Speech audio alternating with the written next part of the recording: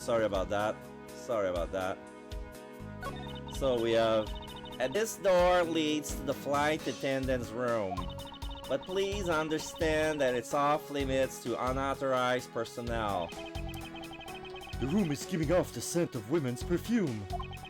One would think that perfume would smell great, however. To me it simply smells. Not that I have any interest in what lies beyond this door. Perhaps we should return to the investigation, Mr. Edgeworth.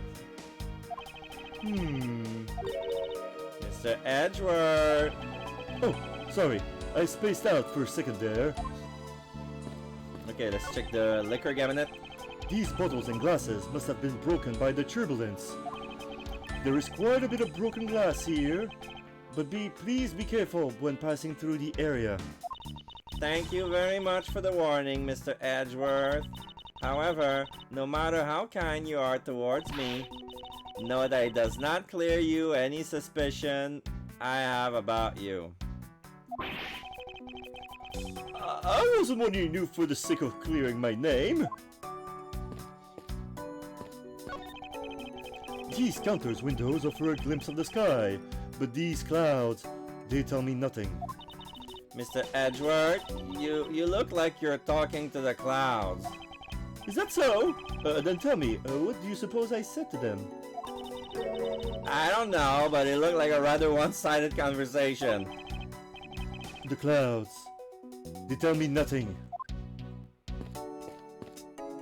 Is this? Oh, there are a few copies of Sky magazine in the magazine rack. This month's special is an English trivia quiz. Oh, that's not a bad idea. I've heard that the youth of today don't know a particle from a participle. Now, please don't go around confusing people with made-up word, Mr. Edgeworth. Yeah, actually, particle and participles are in the Japanese language. Who's ever heard of such a silly word as a participle? Case in point.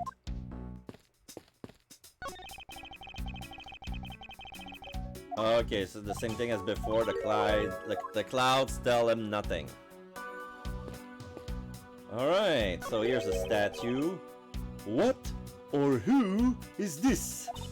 This is a bronze statue of the founder of iFly Airlines, Mr. Hugo iFly.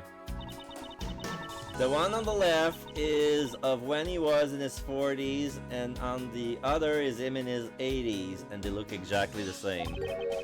Did the man actually age in a span of 4 decades? Maybe I need to squint more. Yeah, he did age, but he probably was a redhead and no hair back in his 40s, and in his 80s, the beard dyed white. So we probably need to squint the difference. Before I examine the body, I want to check the floor. This is where I woke up to. This topple of a chair, yet another victim of the turbulence. Ah, no! Look at all that grape juice staining the back. It may not look it, but this chair was extremely valuable. It was? Yes, it was used when the Rocker Pals came to tour this plane. The Rocker Pals leader sat in this very chair. Oh, I'm sorry, but what are these rocker pals?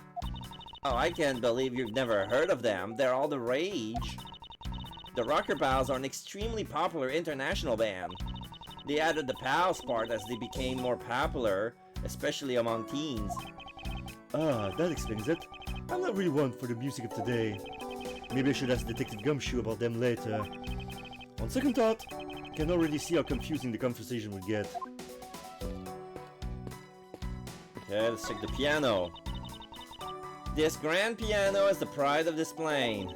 We can play the music of whatever CD we insert into this CD drive.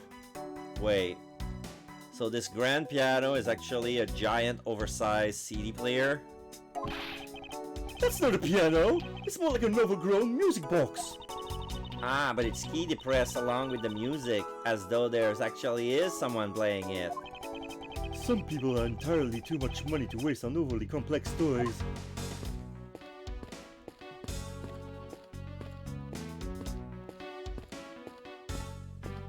Okay, so there's a gate here, it's closed.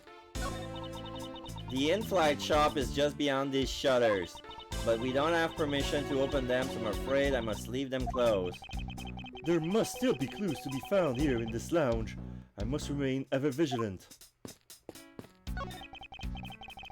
A pity that a bronze statue knows not when a good drink has been spilt at its feet. This is a statue of our founder, Mr. Hugo I Fly, who was a big fan of grape juice. I'm sure he would be thrilled if he knew so much grape juice was there at his feet. Is that a hint of hero worshipping I detect? Oh, There's some spilled grape juice in front of the elevator. I assume it was spilled during the turbulence. oh, we must clean that up or someone might get hurt. Nope. I see footsteps and I see wheel tracks. Aha! What is it, Mr. Edgeworth? I found some very important evidence. What is the important evidence that is seen? There's two of them. I'm presenting this footstep first. What is it? They're a little smudged, but I think we can both agree that there are a set of footprints. Spilled grape juice. There's some spilled grape juice on the floor in front of the elevator. In the logic box. So you think... Yes, these belong to our killer. Oh, then maybe we should check the shoe size of everyone in first class. I don't think that will be of any help to us. Unfortunately, the prints are too smudged, which will make it hard to get a definitive match. Oh, I see. I want to check the wheel tracks. Spilled grape juice at the pole to my feet. Unfortunately, the delightful scent of grapes is obscured by the unpleasant smell of the crime scene. This scent in the air, it's the same smell as the smell of my towels after they come out of my home dryer. I would never expect something like that by looking at you. I suppose everyone has something unpleasant about them.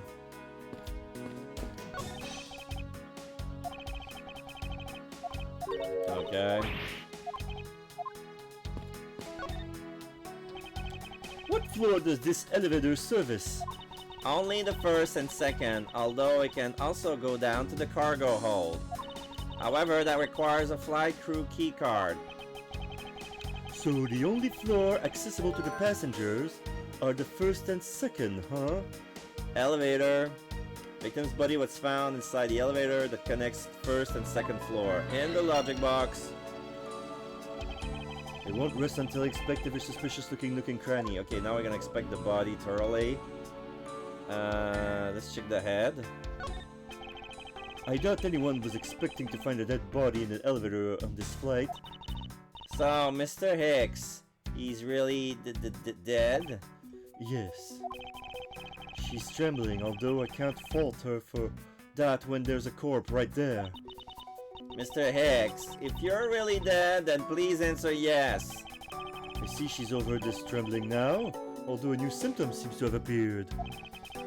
Anyway, I should focus on the victim's body. Let's see.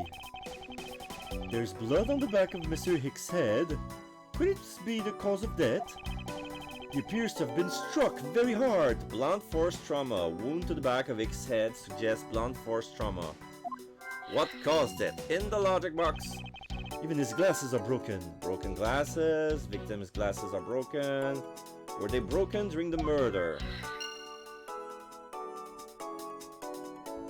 Let's see his, I wonder what was hanging off this lanyard. Something's missing from this picture. Now, if I could just put my finger on it. that must be, I think it's the thing on the floor right there. Money is thrown all over the floor or the elevator. Oh, that must have been a credit card. I would guess it was all in Mr. Hicks's wallet at some point. Okay. Just want to confirm. Yeah, it's a credit card. So let's check the little statue. What is this sinister looking figure on the floor here? Oh, that's a piggy bank of our company mascot, Mr. iFly. It's just one of the many pieces of merchandise we sell at our in-flight shop. This bank is a limited edition And it's so popular that we're down to our last one. You have an in-flight shop? Yes, it's just beyond the lounge to the right. The shutter to the store is closed at the moment, but it was open the whole flight up until Mr. Hicks's body was discovered. There's blood on here. Could this have been the murder weapon? Murder weapon slash Mr. iFly. Blood on it is still fresh. In the logic box, in the magic box, I was gonna say. Okay, let's see, is open and... I doubt anyone was expecting... Oh, okay, it's the same thing. Dead body, dead body, dead body. So I guess let's use logic. I got 6 of them. Where was the killer?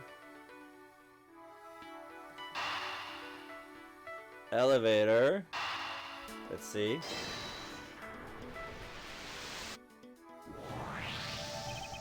True, there wasn't anyone else in the lounge other than myself right before the turbulence. But if the killer was in the elevator along with the victim, then that's a different story. In the elevator with X, question mark. If I could prove that the killer rode the elevator with Hicks. In the logic box. Okay. So... Murder weapon, I fly. Blunt force trauma.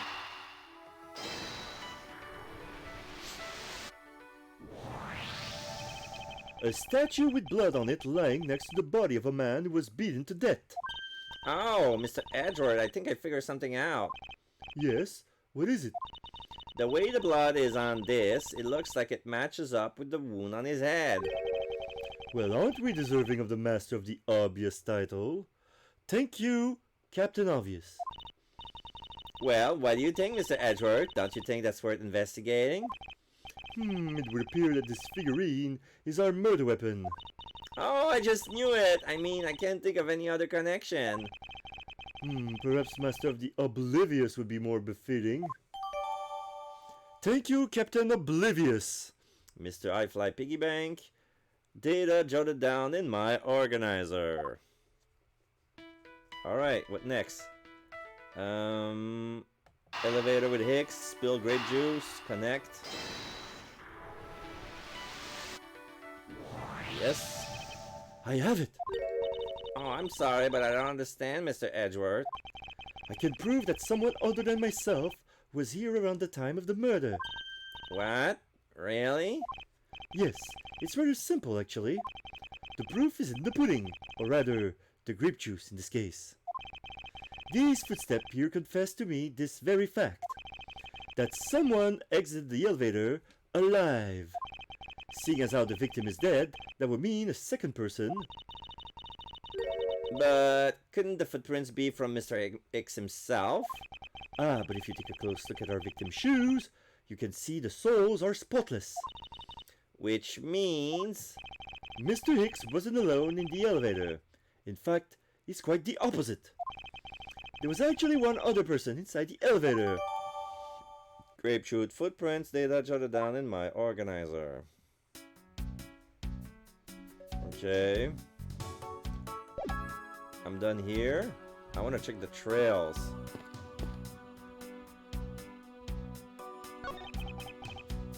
No, that's still the statue.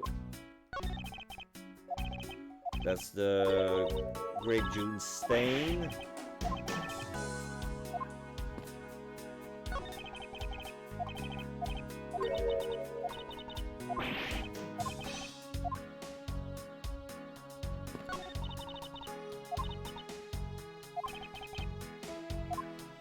Okay, so what else can we look? Glasses and candles thrown into disarray by the turbulence. It's been a while since I've seen this big of a mess. It's terribly embarrassing, but I thought it was an earthquake for a second. Hello, Glenn Homer, how you doing? Nice job last night. We were on Discord till like 12:30. Yeah, I bet. I was saturated. Like, I was really tired. I need to go to the bathroom, and then I went to bed, rest my eyes, then I woke up. I realized that my laptop was still open. And like people were still chatting but for some reason I was not in the room. Anyway, I don't know if... Anyway, I don't know what happened exactly. I probably missed some details. But you kept talking, I mean, longer than the play. What's that about? I mean, And I frantically started searching for gas valves to shut off. I guess the shaking of the plane was bad enough to be mistaken for a real earthquake. Not that I would know, since I was unconscious for most of it. Okay, so... Is there anything else I missed? That's only for this floor, right? Wait, can I look at... Yes, I can check...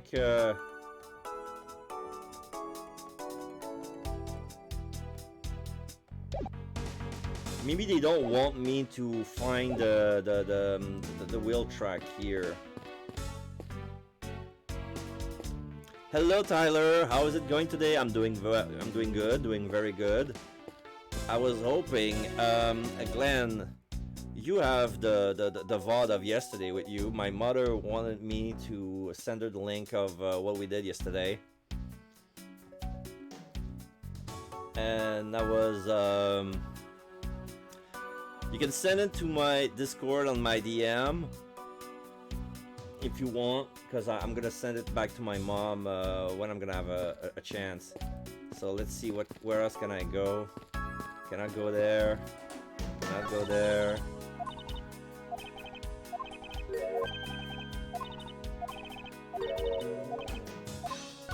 No, shit, I pressed one too many times.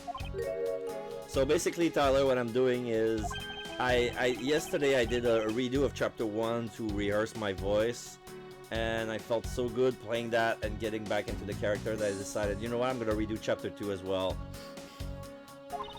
So there you have it. There's a murder on the plane, and they're suspecting me. And this guy died. We have no idea what happened to him. All we see is blunt force trauma to the back of a head with a piggy bank that's shaped like... No, I got broken glasses. Nothing to connect it with. Oh, can I talk to her about... Are you in need of assistance? Captain's permission. Yeah, I'm probably gonna need the captain's permission if I want to check the other room. Mr. Nero, I'd like to ask you about investigating the lounge. As long as you have the captain's permission, I can't stop you from looking around. If you could pass a message along, tell him I'm grateful for his spirit of cooperation. I will. However, please realize that you are still under suspicion. To be honest, I still have my doubts about you.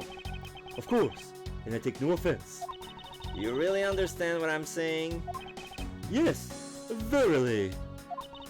Do you pinky swear you do on your honor as a professional prosecutor? I pinky swear I do on my honor as a professional prosecutor. Well, I guess that settles that. I feel like my honor as a man slowly diminishing. My honor as a man slowly diminishing. Ugh. About the victim. I was wondering if you noticed anything, Mr. Nero. Yeah, I can't help but notice the sad atmosphere in the air. Yes. It is a rather tragic crime. I'll say, robbing the poor man after bludgeoning him to death. Talk about rubbing in the salt. I can't forgive someone who would do this to a passenger of mine. I swear as a professional flight attendant, I will capture the culprit with my own hands. And I promise, as a prosecutor, to solve this case with logic and deduction. I should go over all the leads I've collected so far one more time. The key to solving this lies at the intersection of my logic and the evidence. Okay, so I missed they're saying I missed a clue. Yeah, there's something here I overlooked. Oh, pocket. There's something sticking out of his pocket. Hope you won't mind if I take a look at what's inside. It's a picture. It looks like it was sticking inside of a building somewhere. Okay, so we have a picture of him. He's okay. Now we see the lanyard with what appears to be a cell phone or a digital camera. He took the picture. I don't know where exactly. It looks like on the second floor or the mezzanine level of a thing, and he looks at a very, very large statue with red eyes. It's hard to describe what it is. It looks like one of those Maui gods. It looks like a Polynesian or a Pacific Islander, Asian Pacific Islander in origin. And yeah, it's very tall. It's like 1 story tall, like 30 feet tall or 40 feet tall, and it's taking a picture from the second floor or the mezzanine level. There's people underneath. I think they're officers. I don't know what they're unloading something. I don't know exactly. Anyway, photo of Mr. Hicks, data jotted down in my organizer. Oh, now I can see what's missing. I can deduce this. I'm gonna use the picture I just found. There you go. Mr. Hicks's machine is nowhere to be found. Ah, the machine that says clickety click, because we were told by one of the in-flight passengers that he was making noise. He was always on his phone. He was texting, and yeah, there's no. He doesn't have his cell phone on him for some reason. We have a picture that proves that he had one and testimony, but that's it. His machine? Is cell phone, Mr. Nero. Ah, so I guess because it's not here. Yes, I think we can safely deduce that the killer took it. Missing cell phone. Data jotted down in my organizer. Ah, that was the only thing that I missed. Alright, mission complete. Investigation complete. What's going on over there? Click, click, dirt, can-a-do, bark, bark, bark, click, click, dirt. Click, click, dirt. Click, click, dirt, can-a-do, bark, bark. Unforgivable! This is unforgivable! LeBlanc seems to be talking to the other flight attendant. The one who was sleeping on the job. We still don't have a name for her yet, but she's ... Do you understand what I am saying? The movie is late. It is the same level of bad as is the plane have arrived late. But the movie... What? I will not ask you. I will not talk to you anymore. You are just wasting my time. What is the matter, Mr. LeBlanc? If there is no emergency, please return to your seat, sir. Do not tell me what to do. I need not to sit down. Well, Mr. Prosecutor, did you prove you are innocent yet? Oh, if you would like, I will prove my innocence to you right now. What nonsense! Are you saying my eyewitness testimony is mistaken? Not mistaken, merely that there is room for doubt. I'll be most honored if you could please tell me what you saw in detail once more. Fine, suit yourself. Finger bang. He seems to be pointing with both fingers for some reason. I don't know if it's a religious thing or something have to do with his beads or some sort of gypsy curse, something like that. Anyway, what I saw. I am certain I saw Mr. X enter the elevator. It was when the needles on my pocket watch pointed to the 6 and to the 12. The body was discovered 15 minutes after that in the lounge, yes? Then you, the only person in the lounge at that time, must be the criminal. Mr. LeBlanc's conclusion seems to have logical sense. After all, the only person in the lounge at the supposed time of murder Was me. So, my eyewitness testimony, if you think you can destroy it, then come, let me see. Hurry! Do I look like a man who is having the time to wait for you? Why is he so irritated? I'm the one accused of murder here. Anyway, I must find a way to discredit Mr. LeBlanc's account somehow and fast. Rebuttal what I saw. I am certain I saw Mr. X enter the elevator. Hold it! Mr. LeBlanc, were you able to get a good look at the inside of the elevator at that time? Of course I saw what was inside. And you are sure that the victim was in the elevator alone? Yes, the only person inside was that Mr. X-Man. X-Men. Like X-Men? No, it's not. Just kidding. Anyway, I'm having a bit of a drink. It's a popper, like 5% alcohol. It's a malt beverage, lemon and lime flavored. It's my go-to drink when I want to drink alcohol in the summer.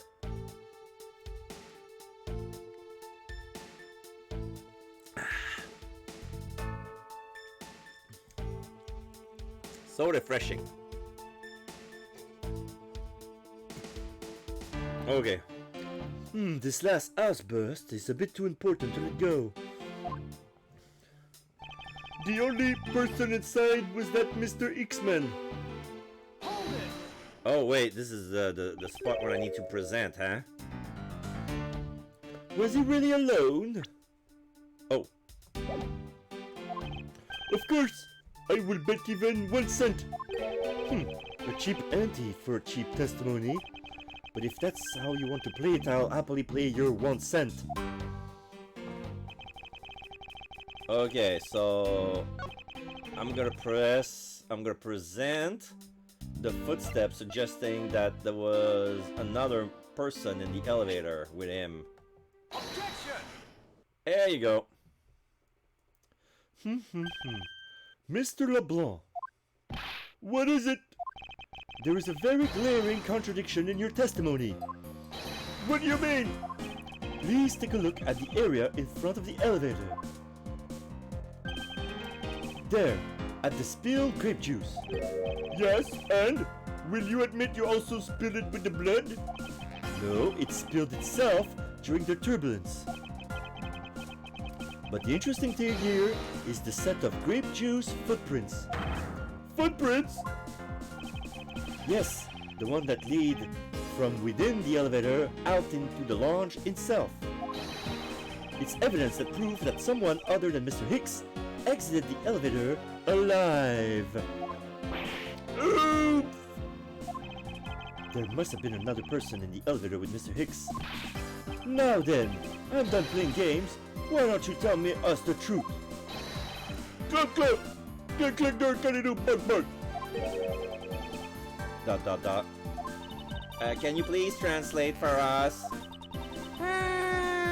Okay, now she's here. Now we have a better view of the other flight attendant. She's bimbo looking. She has dark blonde hair. She has a very large rack and an unbuttoned shirt revealing her cleavage down to what do we call this part of the body? It's like below the boobs. Like it's technically the diaphragm. She unbuttoned. She has her shirt unbuttoned down to the diaphragm. She's holding Mr. Highfly plushie, the mascot. This one has a little cap. The piggy bank did not have a cap. She looks half asleep, and yeah, she has a nice pink ribbon around her neck. No way, that's totally impossible. I guess is what he said. No way, that is totally impossible. I know there was no other person in there. I saw it with my own eyes. Dot dot dot.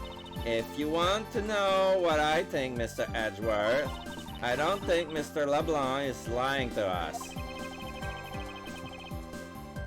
Suppose she's right. He doesn't seem to be lying. But then, what does it mean? What about this contradiction?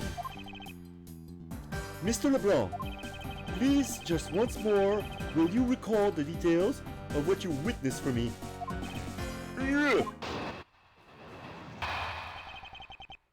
What I saw, part 2.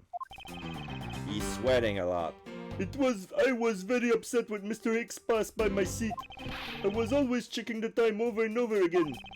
I happened to follow that man with my eyes when he passed me, and I saw clearly into the elevator he was entering.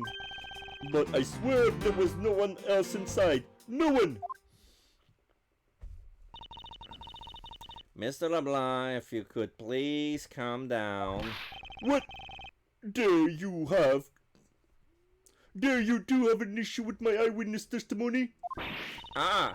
No, not at all. Please, forget I said anything. Yet again, he doesn't appear to be lying.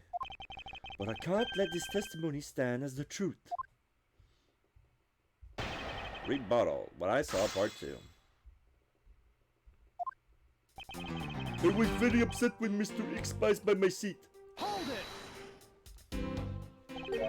So, are you still upset now? I am always upset. The only time I have not is when I have a piece of art in my hands.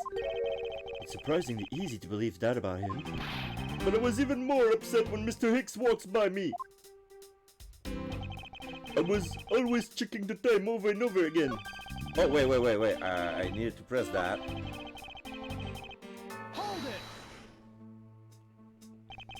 Why were you so attentive to the time? Because something unforgivable was happening.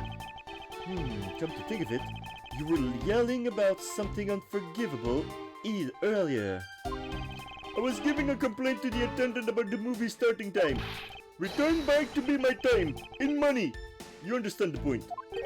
Movie? Is he talking about the in-flight movie that's mentioned in the magazine? A summary of the plot and the start time. Interesting. They were supposed to show License to Love, Laugh, Meme and Murder. I cannot see that movie in my country. You can only see it on international flights. I look forward greatly to that movie. I check my pocket watch whenever possible so I would not miss it. I even set my pocket watch to the destination time when I came on board. Destination time? Wait. Oh, here's the confusion. All times shown correspond to our departure time zone.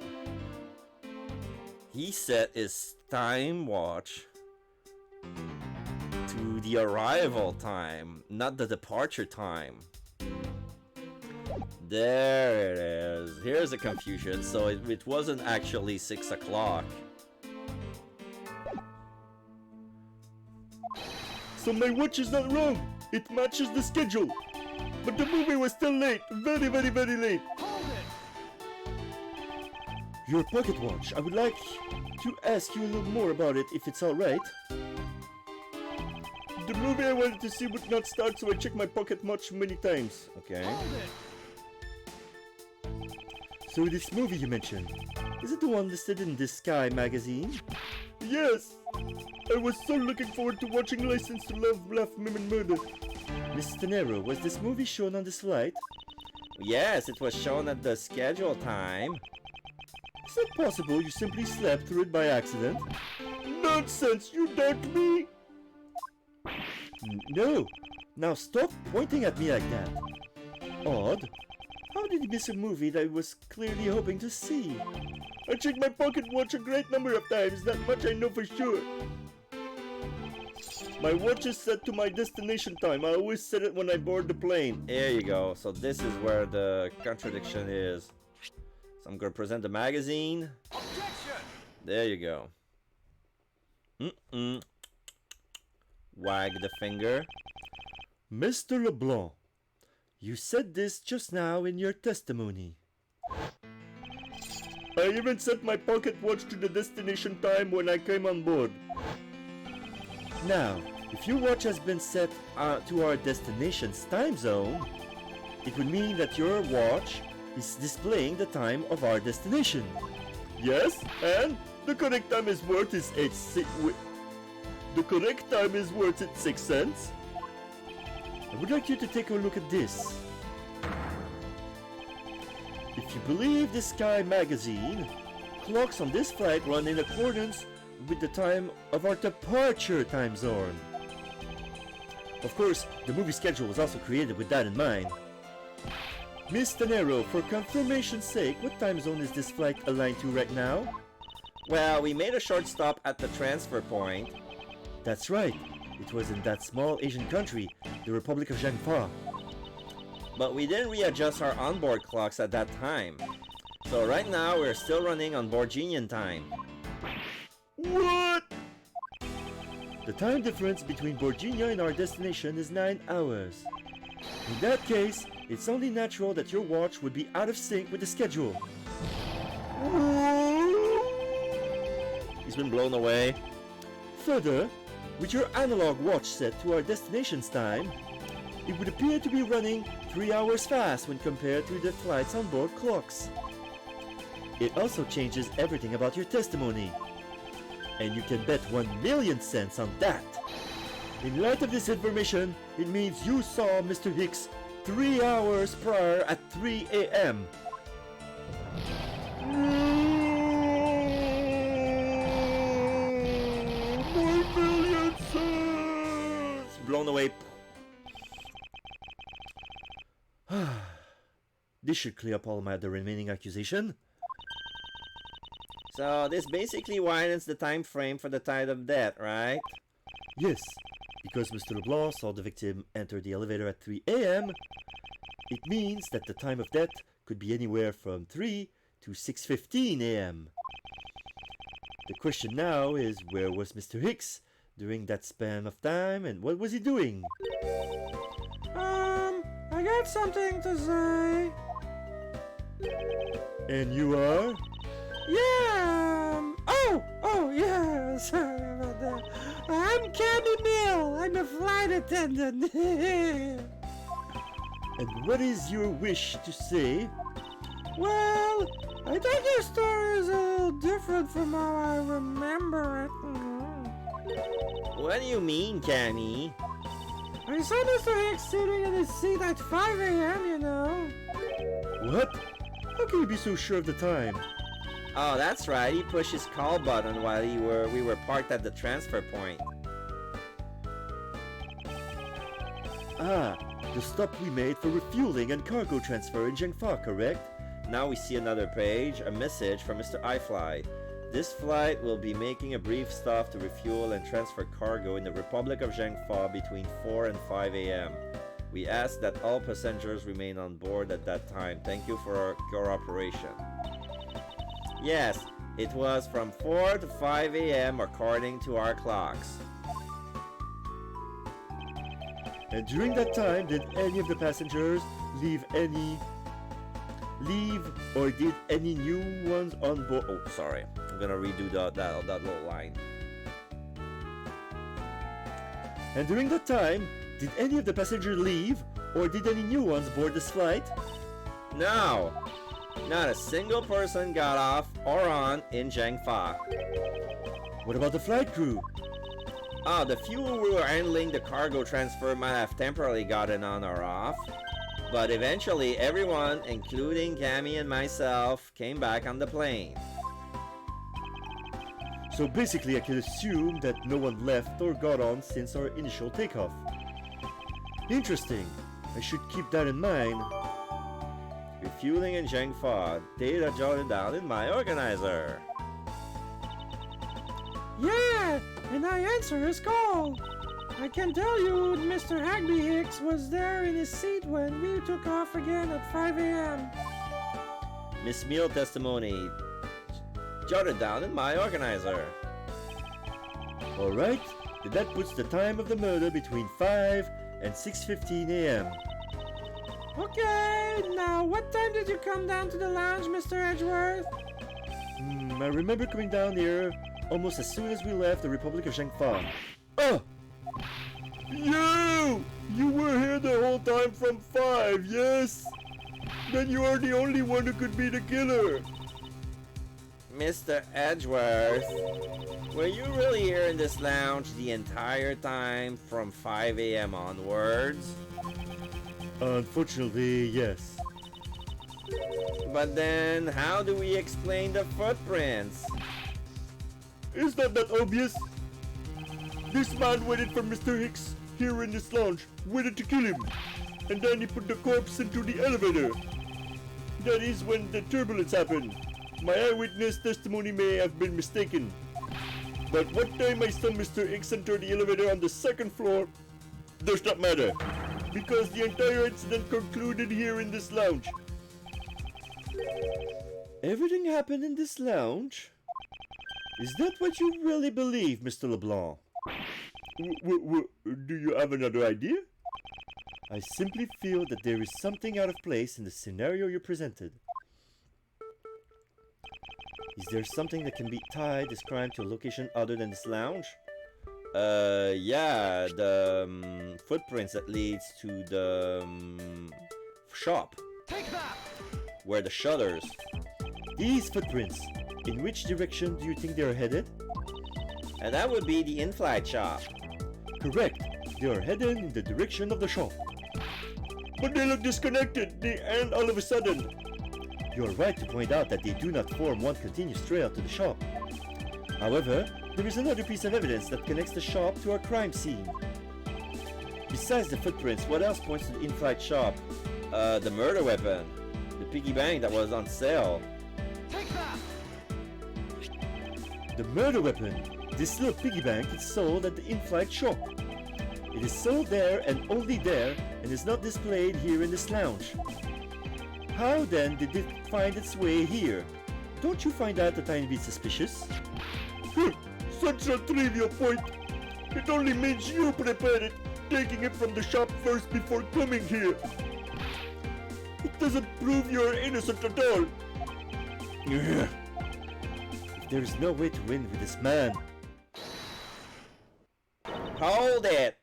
If I may. What is it? You see, well, it's just as Mr. Edgeworth says. Oh? And when do you know this so well? Well, it's just that piggy bank was there in the shop. I saw it with my own eyes. And when was it? When was this? Oh, it was maybe around 5:40 a.m. Isn't that just before we hit that patch of turbulence? That's right. You were in the shop just before the turbulence? Yes, I was. Come to think of it, Mr. Nero, when I found the body, I believe you came out from that door. Yes, I did. And what is beyond that door? Oh, that's the flight attendant's room. Then you were on the 1st floor? Yes.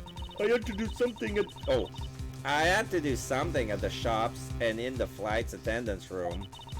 So I went to the shop first and then to the flight attendant's room. Are you saying you passed by me at some point? Yes, you seem really into the issue of Sky magazine you were reading at the time. I don't suppose you noticed me walking me by. I vaguely recall someone walking by, but I didn't take notice of who it was. Anyway, the piggy bank was definitely there at the shop when I went there. Why did you go to the shop in the first place? I went there for a work-related matter. Work, you say? Yes, the upkeep of the shop is also one of my responsibilities.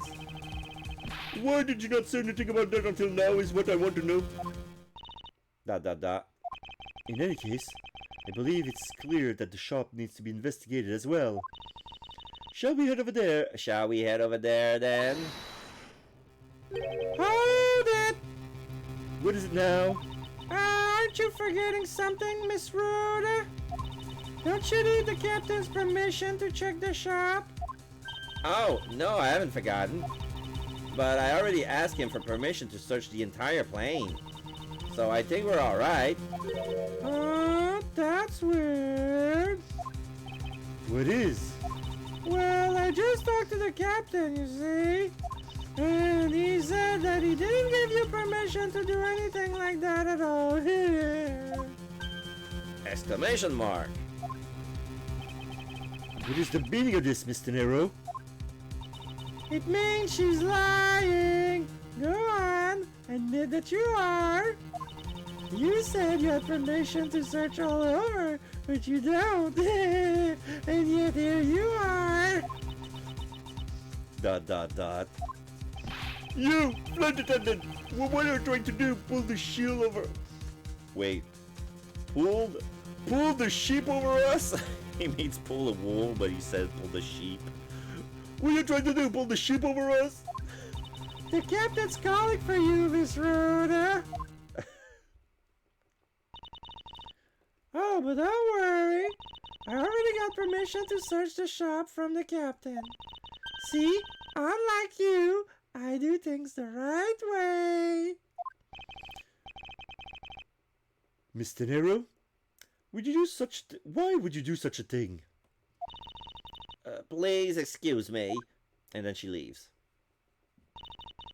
Looks like I get to be in charge now. Please go back to your seat, Mr. LeBlanc. Now then, Mr. Edgeworth, if you would follow me, I will be your guide from now on. There's something about Mr. Nero that piqued my curiosity. But right now, investigating the in-flight shop is my top priority. Alright, let's go to the in-flight shop. Okay, now it's open. The shutters are open. March 12, 8:32 a.m. Flight I-390, first floor, in-flight shop. 50% off on suitcase that are very strong colors. There's glass on the floor. And I'll describe as I search. So this is the in-flight shop. It's quite a mess in here. You think? Guess I'll have to clean this up then, tee-hee. Hold on. You can't clean up a potential crime scene. Oh, thank goodness. I hate cleaning so much. I mustn't rush things here. I must remain cool, calm, and collected. Because this piggy bank was left at this crime scene. The blood is still fresh. Okay. So now it's back on. Back in the logic box. There's a very good chance that the killer had paid this place a visit. Begin investigation. Okay, so let's see. There's flowers on the floor. Beautiful flowers and in a beautiful arrangement. I feel cleansed just by looking at them. Mr. Edgeworth, you're getting pollen all over. Oh, excuse me. Let's see. Okay, let's check the suitcase. What are these? Oh, those are our company's completely original line of suitcases. They're practically flying out the door. That's how popular they are. You should buy one and see how you like it. You won't regret it. Perhaps that's how things work on this flight, but in the real world, you try, then buy. No way, but either way, it doesn't really matter. True, either way, why would anyone buy a suitcase after they're boarded the plane? Yeah. Oh, okay. Now I can see them close. They have okay. So they have the Mr. High Flight head decal, lime green on very bright yellow, and all wrapped in the pink ribbon. So this suitcase is pink, yellow, and green. It says I Fly on the side, and I noticed that one of them doesn't have their brakes on. Anyway, see that?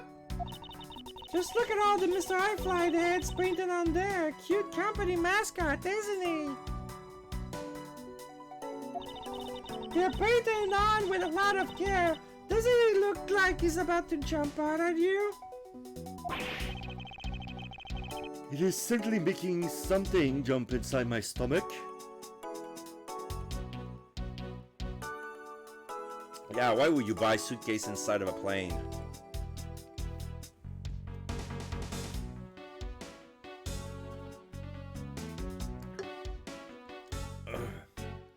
You should buy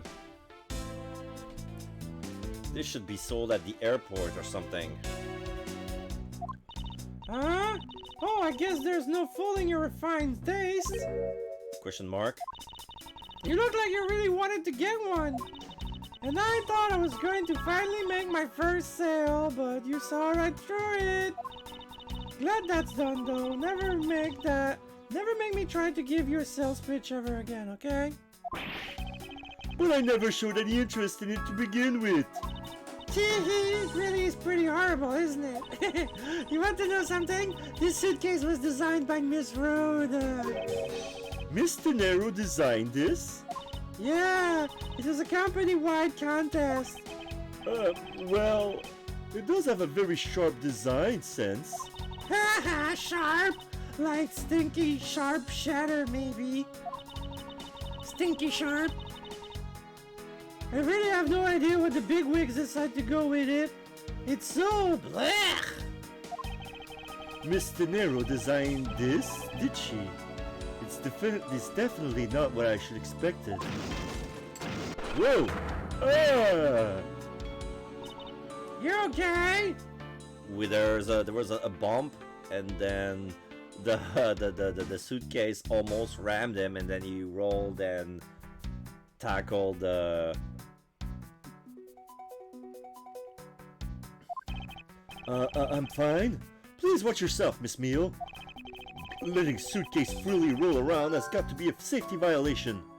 Suitcase plane shaking because the plane shaking caused it to roll. In-flight suitcase displays can be hazardous. And the logic box. Here, I'll put it back. There you go. Okay, let's see this cabinet. There's a wide selection of souvenirs for sale in these display cases. You know what I would suggest? Sorry, but I have no intention of buying souvenir on this trip.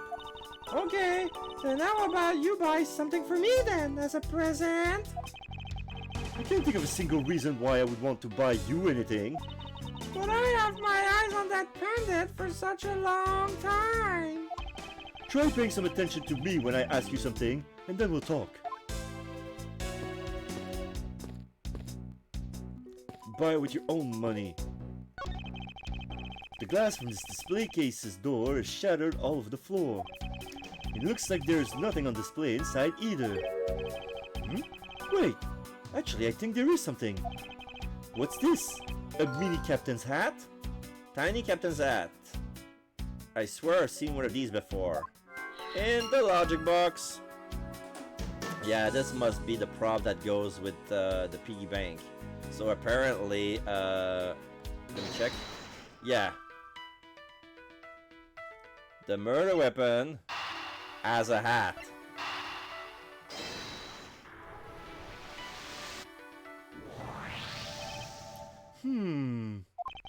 The hat probably used to be on the piggy bank's head.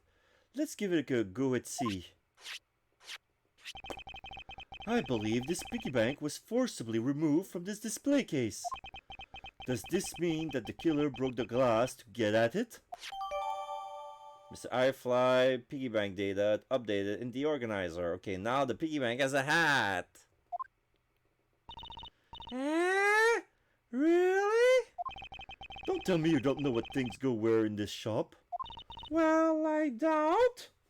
Miss Rhoda is in charge of this place. So, come on, how should I know anything? It says that further inspection of this display case is needed. Suitcase with broken glasses? No, that doesn't make sense. Okay, I see shards on the floor. Oh, there's no shards inside. So I can already deduce. But I want to check. I want to be sure. I'm gonna check out everything just to be sure. Is this the same man as the one portrayed by the statue? Yeah, that's the paperweight of the founder of iFly Airlines, Mr. Hugo iFly. On the bottom shelf, we have the cute one. The middle shelf is the realistic one. And on the top shelf, that's the floral version. Floral? Are you sure about that? Let me guess, you just said the first thing that just came to your mind, right? Dot. Looks like I hit the bullseye. Okay, so this is the cute one on the bottom. This is the realistic one, and this doesn't look like it at all. So this looks like jewelry. The glass on this door is broken. Perhaps it was the killer who broke it in order to take the piggy bank? But it's a bit odd that the inside of the case is so devoid of glass shards. Plus, the glass broke rather cleanly. Ah! What is it? I touched the glass and it cut my finger. Dot. It hurts, Mr. Edgeworth, it hurts. Please tell me you can deal with such a minor cut on your own.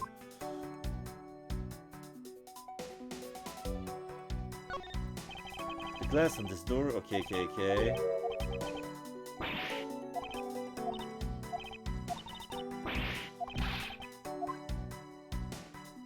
Okay, I see books is here. No, it's still the... Okay. So, which evidence, before I deduce, which evidence should be contradicted in this one? Refueling?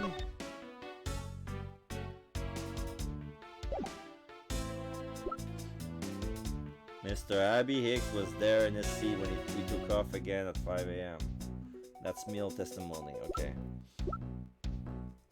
The victim supposedly had one, but he had gone missing. Did the killer take it?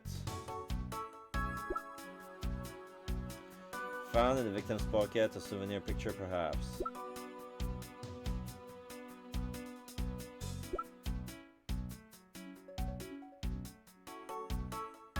Oh, found at the crime scene. Covering must have shattered the display case to take it. No, it did not. Okay, I got it. I got my angle. Whoa, I didn't want to do that. Deduce. Piggy bank. There is definitely something very unusual about this. About what? If the killer had broken the glass to get at the Mr. iFly bank, there should be shards of glass inside the case itself. Oh, I see. Yeah, I guess it'll be like that. However, there is not a single piece of glass inside the display case. Nope. No, there isn't. Which means that the glass was broken from the inside out. The piggy bank must have fallen over from the turbulence and right through the glass. Yeah, that's for sure. There's so much glass all over the floor. I'm willing to bet that this hat was knocked off, it said, at that time too. Eh? Oh, that's nice. Which leads me to believe that the killer took the Mr. iFly from here after the turbulence. Okay, so the murder happened... No, wait. So if we were to understand the evidence, the murder happened during the turbulence. Back when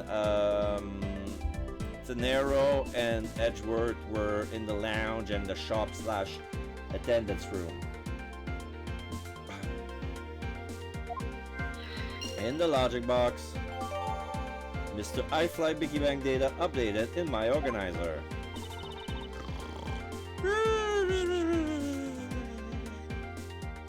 She's blowing bubbles. We cannot see her face because her hair is covering everything. Take your power naps on your own time, Miss Meal, and listen when I'm talking. Huh? What? Huh? But the murder occurred before the turbulence. which rules this piggy bank out as the murder weapon. So you mean the bank's not the real murder weapon? It's a fake? Yes, at this point, that is a very real possibility. But then what if when the killer went to take Mr. Highfly, they broke the glass by accident? The display case is locked, so that's highly unlikely. Yeah, but there's one person who could have. Oh? And who would that be? Miss Rhoda, of course. I mean, she's the one in charge of this place, so she has the keys to everything. Miss Rhoda Tenero, huh?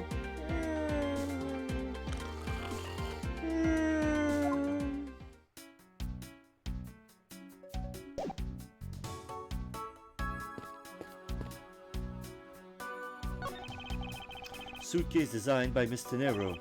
That's one sharp design. Okay. I never look at the bottom here. Inside the display case is a row of lifesavers and life vests for sale. We sell a lot of those when there's some kind of accident or something. But some people buy them even when nothing's going on. Wait.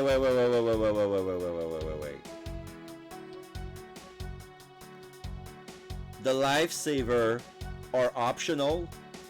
The life jacket, you have to buy them. Oh my god. How about it, Miss Edgeworth? Care to buy one? I sense that this shop is one shopper away from being sued.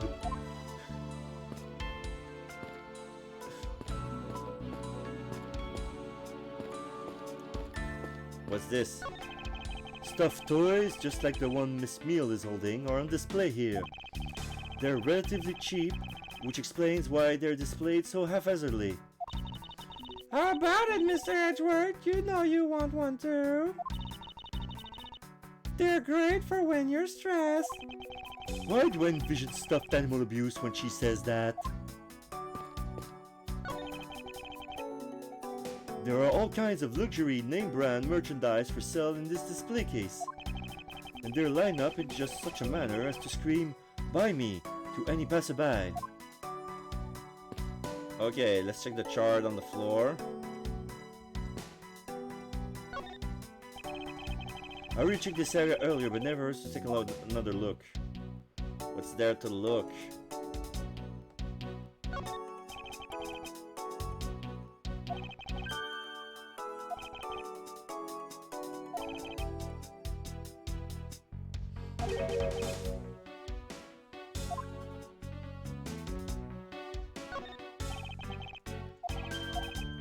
Okay.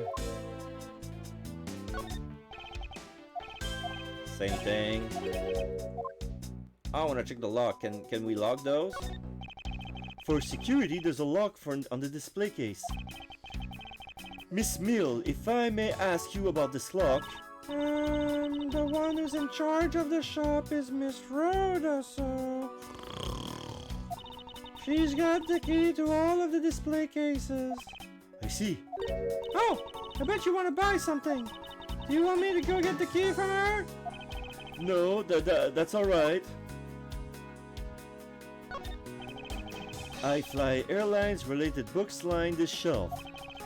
The history of iFly Airlines. The future of iFly Airlines. The 7 wonders of iFly. Fight on, iFly Airlines. Working name. Go You Airlines. I love flying.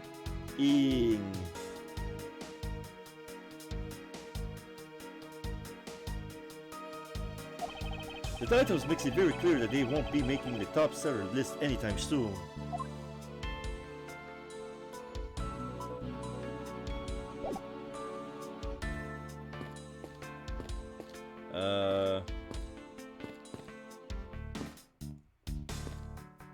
Maybe talk to Camille herself. I don't know much about this shop, but you can still ask me about whatever. Notice anything? So, what do you think about what happened regarding this case?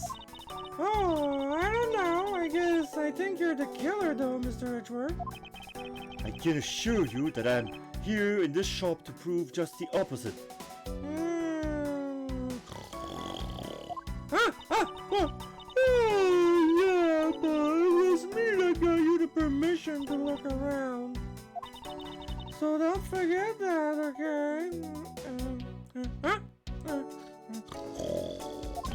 How am I supposed to thank you properly if you insist on falling asleep? What? Oh, well, you know what will really show your thanks? You see that item for sale over there? Sorry, but you're going to have to make do with my words of appreciation. How about the shop? I cut my finger on those bad pieces of glass. Don't blame the glass for something you did to yourself, just be more careful. Same to you, you're the one walking all over broken glass. You sure you're okay? I'm fine. Any glass I walk on, I crush. Like this. That's nice.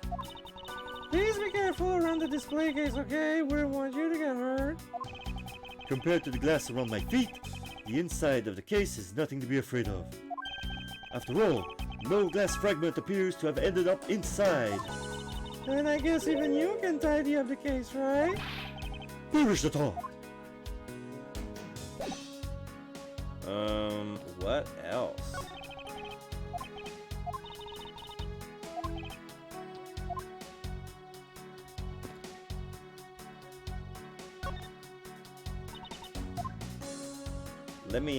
Can I present her with anything?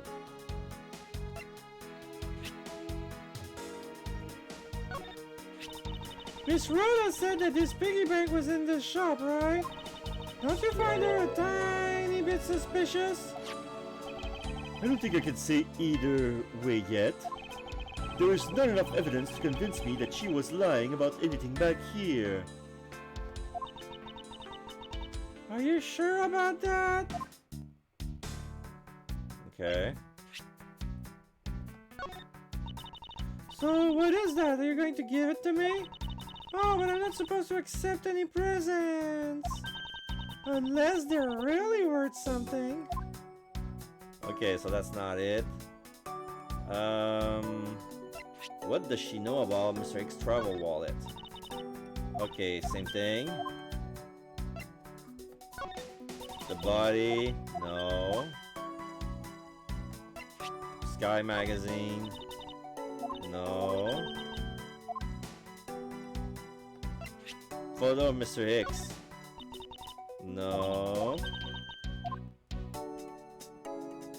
Cell phone, no. Refueling, Like I said earlier, I was the one answering people's calls while we were refueling in Zhengfa. And Mr. Hicks was in his seat at that time. What time was that again? Oh, he called at around 5 a.m. You were at your seat around then too, you know. I do recall people calling for service at around that time. Even if it turns out to be a waste of time, I must stand firm. I just know that there is a vital clue or two awaiting me here in this shop. Miss Meal testimony. Okay, so she's useless. What did I overlook? I cannot deduce anything. Can I go out? No.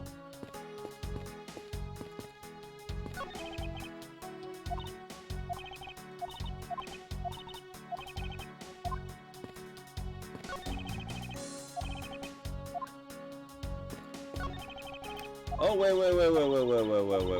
What if... Logic. Suitcase. Turbulence. Connect.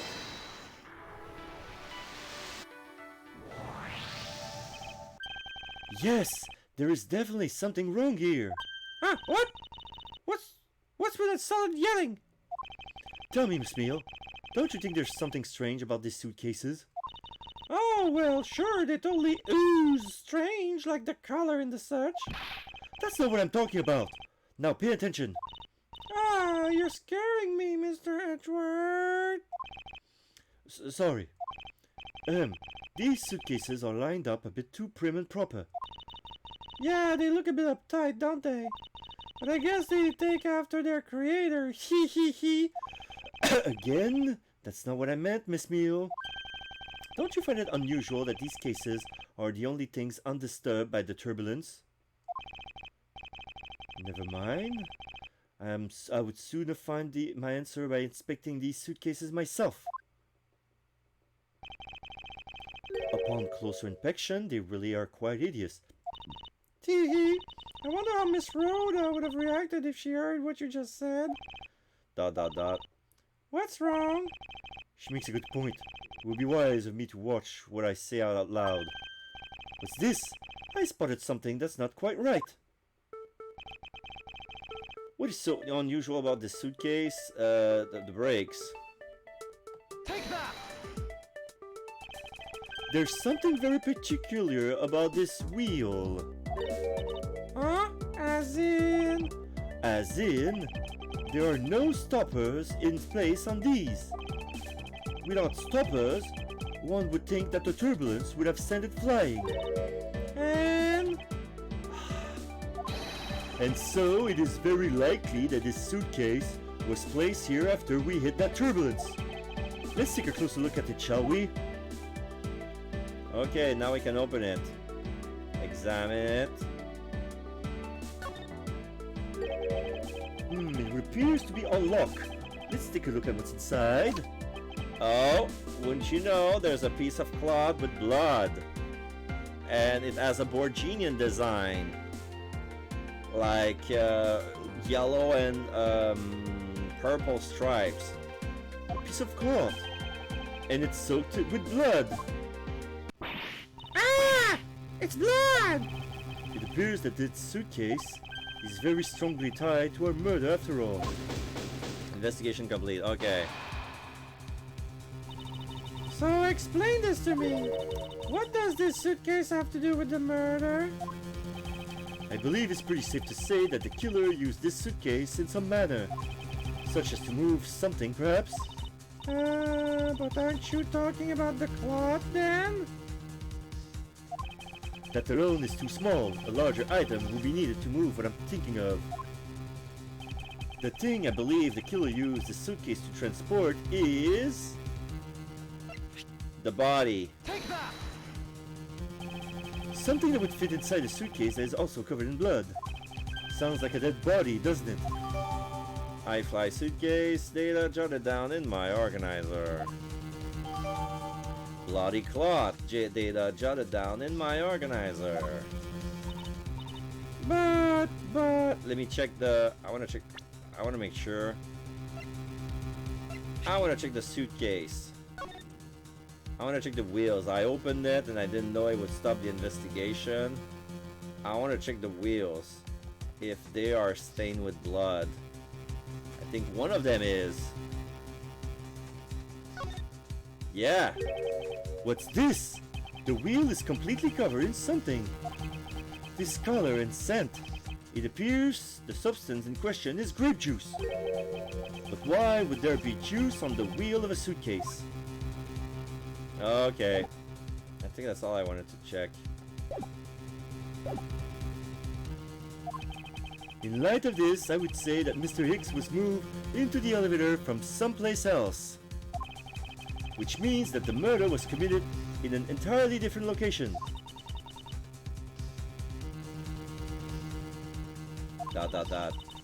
So you're saying that after moving the body into the elevator,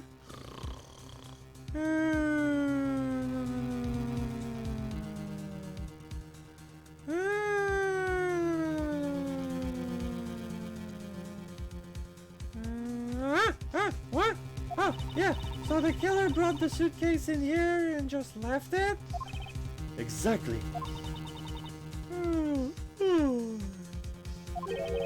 What is it? Nothing. Just that I was thinking about what Miss Rhoda said about coming here for something. Exclamation mark. Question mark, excuse me, Mr. Edgeworth. Excuse me, Mr. Edgeworth. I wanted to give you a bit more time, but I'm afraid I wasn't able to convince the captain. I'm very sorry, Mr. Edgeworth, but the captain feels that he has allowed you ample time.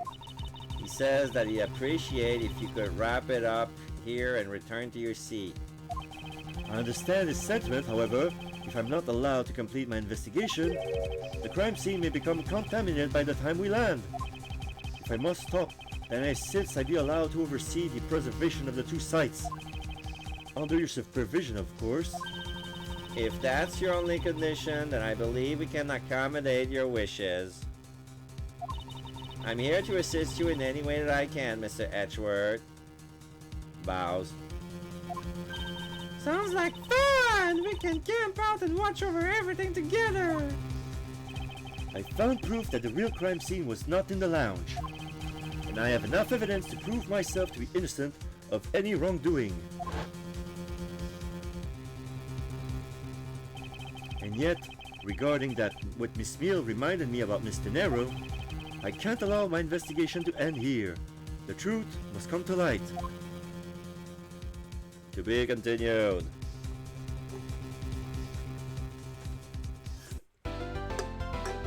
Do you want to save? Sure, I want to save. I also want to get another drink. Watch out, it's gonna go pop. Sorry about that. Let me just... There you go.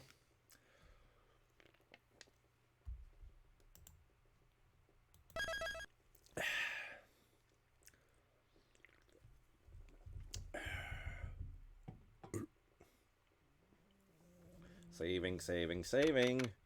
March 12th, 1 p.m. local time, Hope Springs Airport. So we finally landed, but now the plane has to be stopped. We see a kid, we see a guy.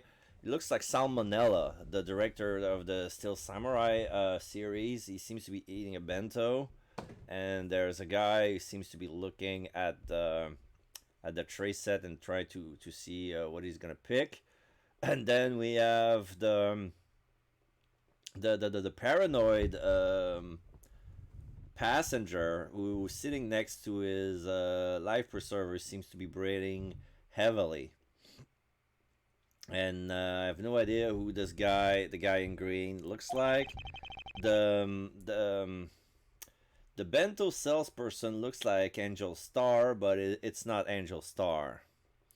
I know that once we have landed, I'm supposed to let the local police take over. And thanks to Mr. Nero and Miss Meal, I was able to preserve the crime scene. But I just can't shake it. I wasn't able to talk with Mr. Nero in private. So I'm left wondering, just what was she up to? Why did she do what she did? There must be a way for me to continue my investigation. I've been expecting you, Miles Edgeworth! Uh-oh, remember this song? This is the theme of the Von Karma. Francesca, I thought you were still in Germany.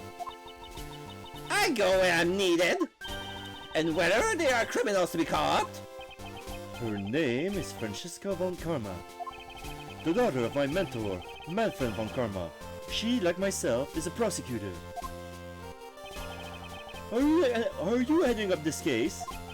It would be a bit of a relief if you are. Don't you try to flatter me, Miles Edgeworth! I'm placing you under arrest! What? It's quite frustrating, actually. I had hoped to exact my revenge on you in a different venue. But I'll have to take what I can get. I never thought I'd see the day when a disciple of the House of Von Karma would become a criminal. Have you no shame? Wait, it's all been a big misunderstanding. I didn't kill the victim. A misunderstanding? I heard all about the murders over the police radio from the captain himself. You waited for the victim on the first floor and then beat him to death? Francesca, do you honestly believe that I killed a man? I suppose I should reserve judgment until I have investigated this for myself. I can put your arrest on hold until then. That's as it should be. Ha! I don't need a lecture on how to perform my duties from you, of all people. To be perfect in every way, the fulfillment of what that creed alone is what I strive for.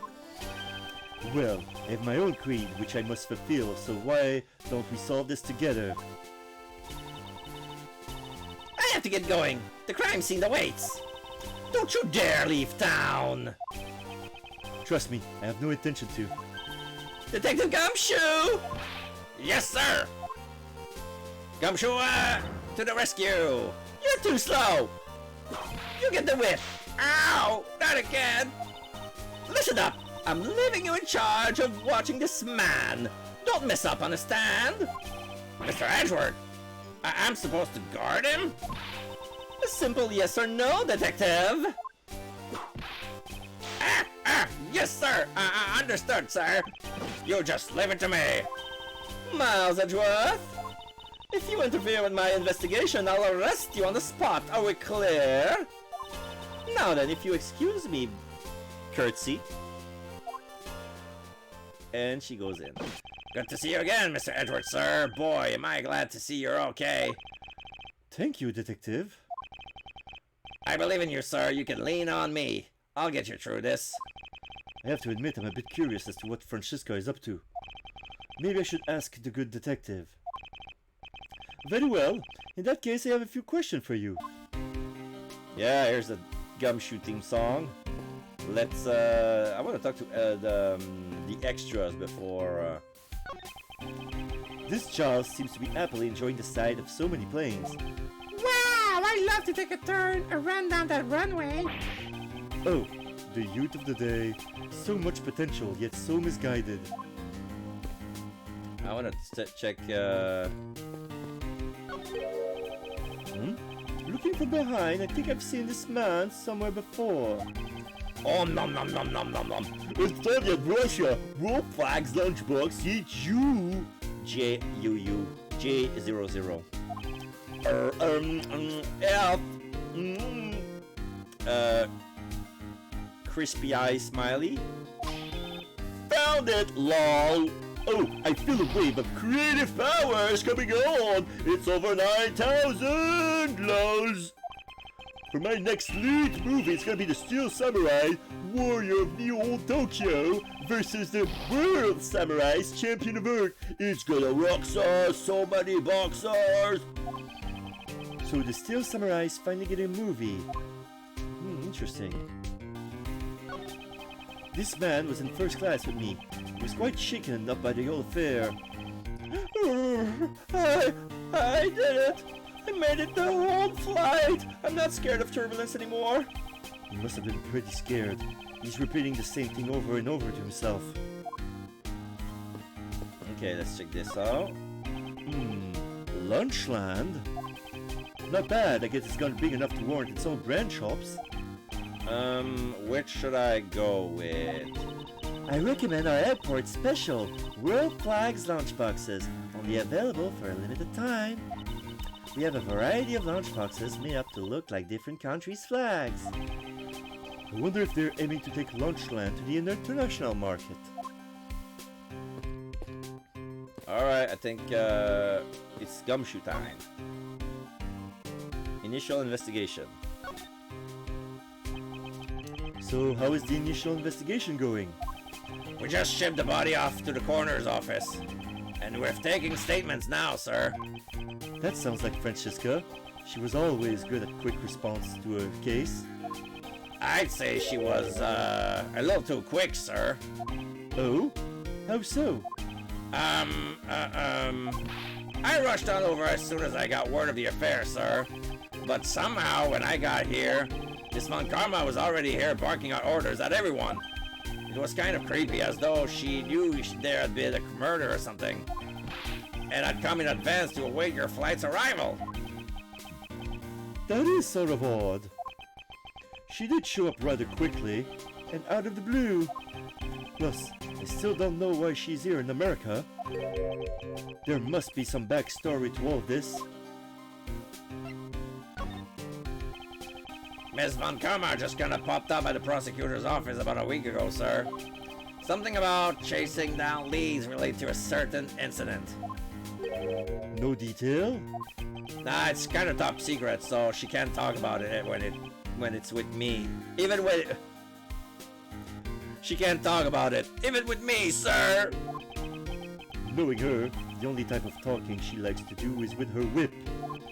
Plus, I doubt the top secret part was what stopped her from talking to you, detective.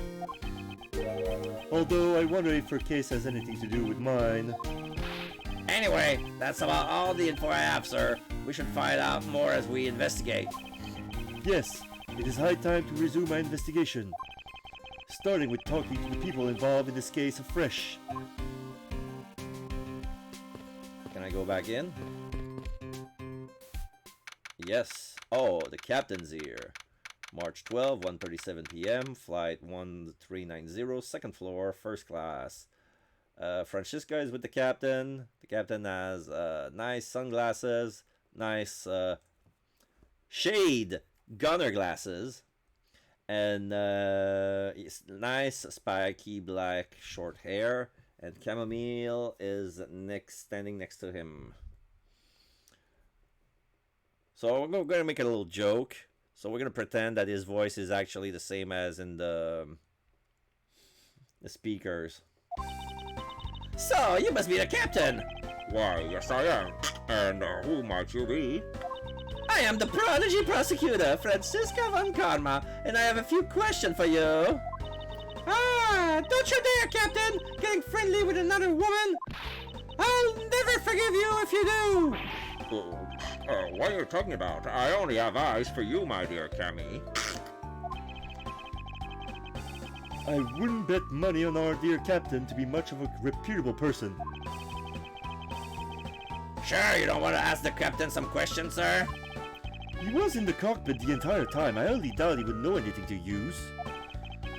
Anyway, I'd like to leave that type of witness to Francisca and her whip. And we walk past by them. Ah! Captain got whipped by Francisca. Huh? You know.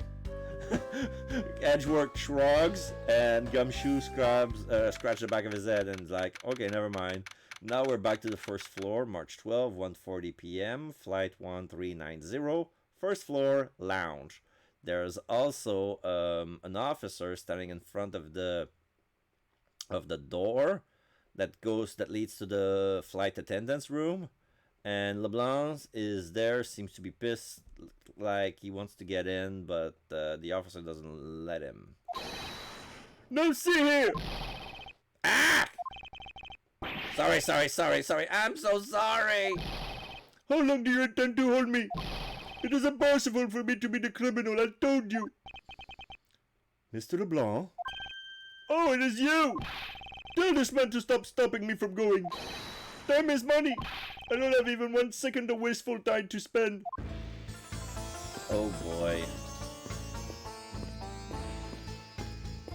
So, okay, so, alright, I cannot go beyond this point.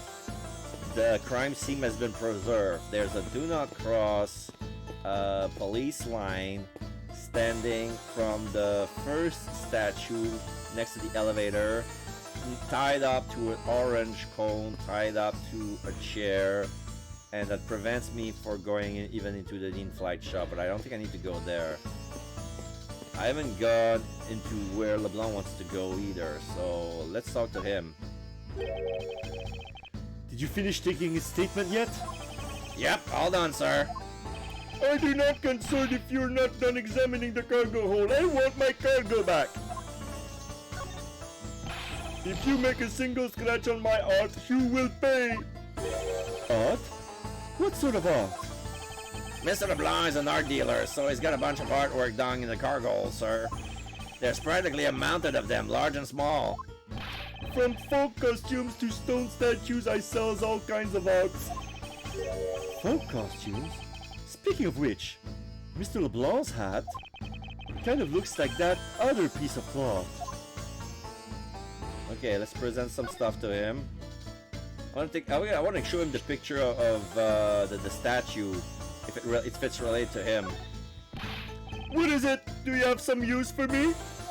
You seem not to understand. I have no time to waste. Let me put it another way. Le temps, c'est de l'argent. There. Maybe another language will get it through your head. Time is money. I understand you perfectly fine in English.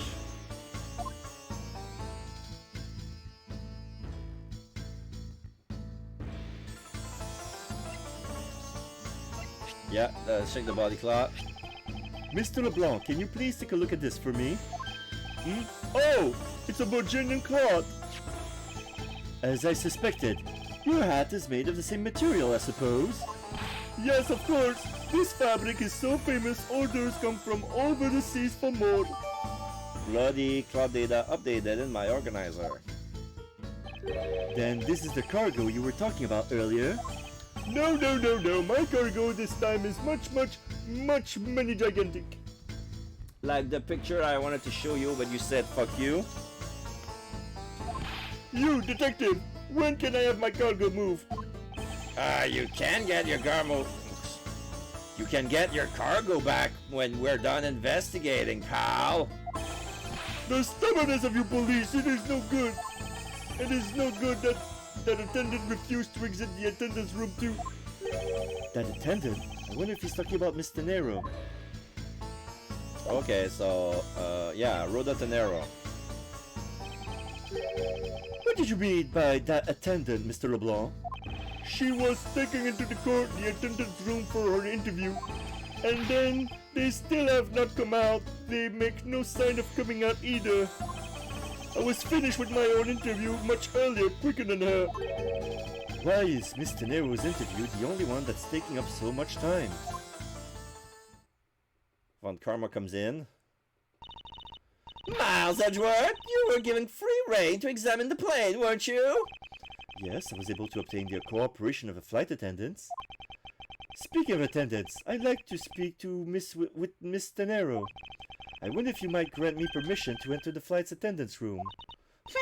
Before I do, you still have to clear up a few issues surrounding your own circumstances. I understand. You may have tricked those attendants with your sophisticated talking, but you can't pull the wool over my eyes, Miles Edgeworth. Francesca's logic. Let's not complicate things and go with the most obvious conclusion. The scene of the crime was here, in the very lounge the body was discovered. From the time the victim was seen calling for an attendant until his body was found. The only person in this lounge the entire time was you, Miles Edgeworth. This unmistakably makes you the likeliest suspect. The likeliest suspect, Francesca? Do you have a problem with that? No, but it's not like you to use such vague wording. You're usually a bit more absolute. I'm simply trying to watch out for you. Or is my kindness too hard for you to comprehend? Thank you, but your leniency is unnecessary, for I will prove my innocence soon enough. If I want to continue my investigation, I'll have to break her line of logic fast. Rebuttal. Francesca's logic. Let's not complicate things and go with the most obvious conclusion. Hold it! Don't you think you're being a bit rash by simply declaring me the culprit? I like my affairs to be simple and perfect. I'll show you the meaning of both when I finish the whole thing within 3 minutes. Hey, you say that like you're cooking a... Okay. Let me rephrase that. Hey, you say that like you're cooking a pack of instant noodles. Yow! I won't allow even 3 seconds of useless testimony to be uttered in my presence. I see she hasn't changed a bit, but I won't allow her to send me to prison so easily. The scene of a crime was here in the very lounge the body was discovered. Hold it! So tell me, Francesca, do you know all there is to know about the crime scene? I know all that I need to know in order to arrest you. And nothing more? ... Are you saying there is more that I need to know? Ow! Why did you whip me, sir? Sorry, Scruffy, my hand must have slipped. It would appear that Francesca doesn't have all the facts of this case yet. From the time the victim was seen calling for an attendant until his body was found... Hold it! What do you mean by seen? Please stop pretending like you don't know. It's insulting. Obviously, I'm talking about how Mr. Hicks was seen calling for an attendant at 5 a.m. And then, from the time after that call until the body was found,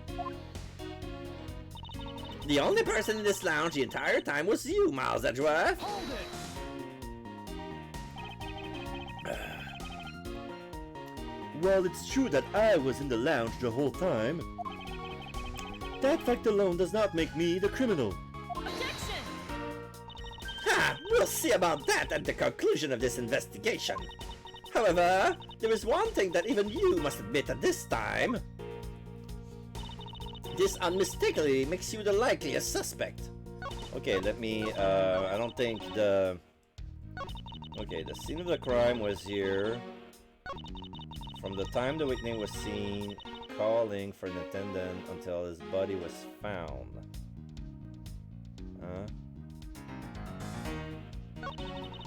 The only person in the lounge the entire time was you. But no, there was there was De Niro. Should I present her? Wait, let me save on this. Here you go.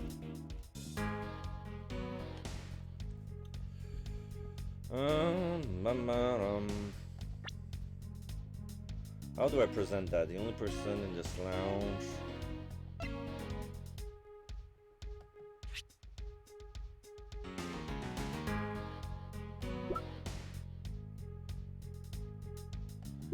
Yeah. It was used to transport the body, was designed by Rhoda Tenero. World famous export in Virginia, its beautiful pattern has been soiled by blood. Oh, I can check it. For there to be this much blood in this piece of cloth, was the victim wrapped in it at some point? According to Mr. LeBlanc, this textile is fairly famous. What a waste!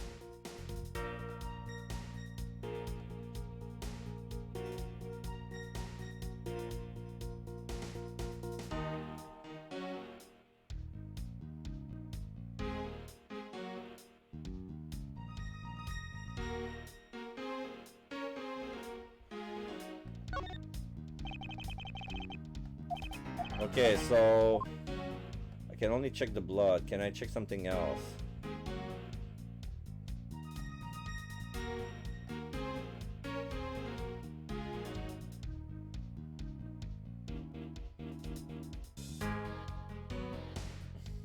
No, I can only check the blood stains for some reason. Okay.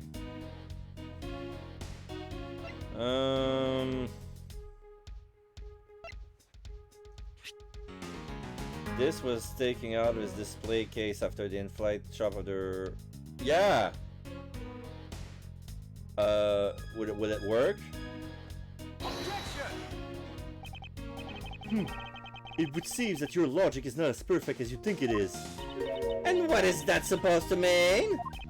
This piece of evidence should show you exactly what I mean. Oh yes, it's clearly showed me what you're thinking. That you're attempting to buy yourself time. Ouch! I knew I shouldn't have tried to pull a fast one.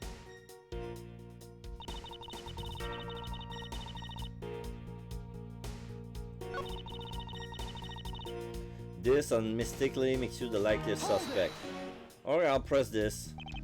Under the circumstances, I suppose I can agree that I am most likely suspect. But I believe in you, sir. I don't think you did it. Miss Von Karma's gotta believe that too, right? I mean, you two are like siblings. Ow! Quiet, Scruffy!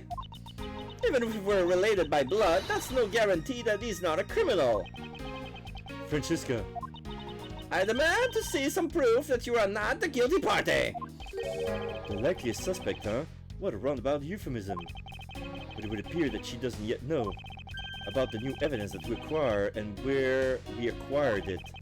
I'll take care of the gaps in her logic one hole at a time. Okay. Scene of the crime was here in this very lounge.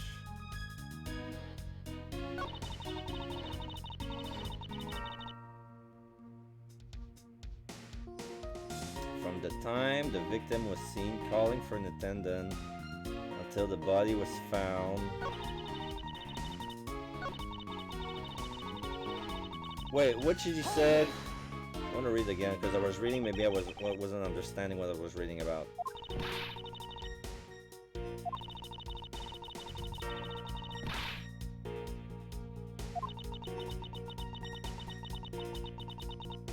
Okay, so at 5. Okay. So what was this new piece of evidence that we found? There was this one and this one. Yeah, the body was carried. Yeah, the tracks.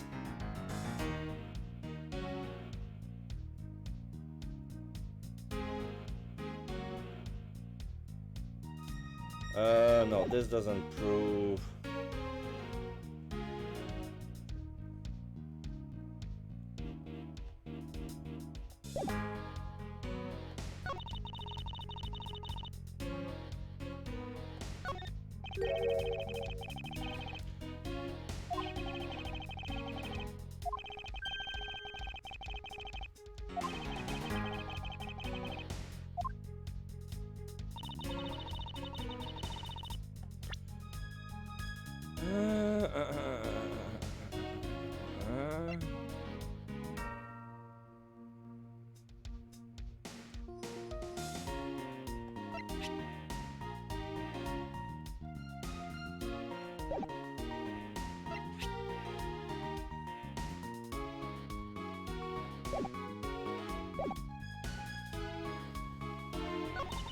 The scene of the crime was here in the lounge where the body the body was discovered.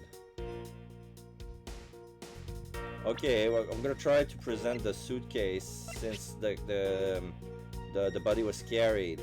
Objection! Ah, there it is. It appears that you did not have all the information you needed after all. And what does that mean? I found a nice piece of evidence just before I was forced to stop investigating. A piece that proved that the body was moved from a different location. Dot dot dot. The killer used the suitcase to move the victim's body, meaning that the real scene of the crime is not this lounge at all. Objection! Now, who's the one rashly jumping to conclusion? Excuse me? All you did was to find this piece of cloth inside the suitcase. That doesn't prove that the body was moved. It could be that the killer simply chose that suitcase as a good place to hide the cloth. I expected you to come to that conclusion. It seems I can't escape that easily. You should know better than that. Avant Karma is perfect in every way. Ah, but did you know that the killer definitely wheeled the suitcase around at some point? Objection! As if there were proof of that. Where is proof that this suitcase was moved around? The footsteps, the footprints, and the wheel tracks. To spill grape juice in front of the elevator? Yes, and would like to draw your attention to this area here. Where is the evidence that proves the killer dragged the suitcase through here? Here. Take that! It's faint, but This mark here, wouldn't you say looks suspiciously like tracks from two wheels? I suppose. Further, there is also grape juice residue on the wheels of the suitcase. This means that the suitcase containing the victim's body definitely passed through here. I suppose this means that the killer did move the victim's body from somewhere else. I'm glad you've come to your senses. Objection! Not so fast! This still doesn't put you in the clear, not by a long shot. Francisca's Logic, Part 2. You prepared yourself and acquired the piggy bank before the plane hit that turbulence. No. And when? Then you waited for the victim in the lounge where you beat him to death. Then, while you were in the elevator with the victim's body stuffed into the suitcase, the plane hit that patch of turbulence, out flew the body from within the suitcase. With no way out, you hastily put the suitcase back where you had taken it from, and pretended to be the discoverer of the body. Okay, I'm gonna stop it right there. Not a bad bit of logic for something you thought of the fly. Just what are you insinuating? That I will show you exactly how flawed your logic is. No matter how strong of a face you put on, not even you can hide your fears from me. I'll expose the flaw in your logic in one fell swoop. One fell swoop. Rebuttal. You prepared yourself and acquired the piggy bank before the plane hit that turbulence. No, I did not, because... Wait, where is taking out of this display case?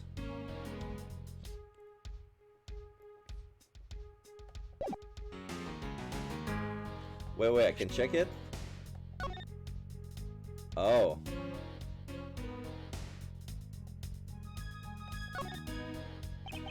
The hat on his head was found inside of a display case in the in-flight shop. I wonder if that fact has any bearing on this case.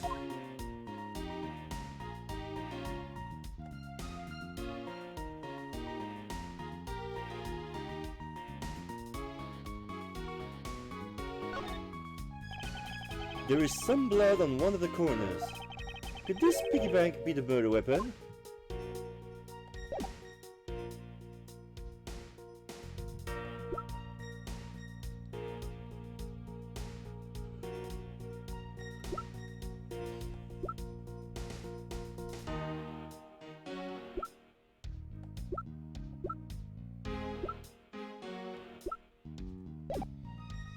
Oh, wait.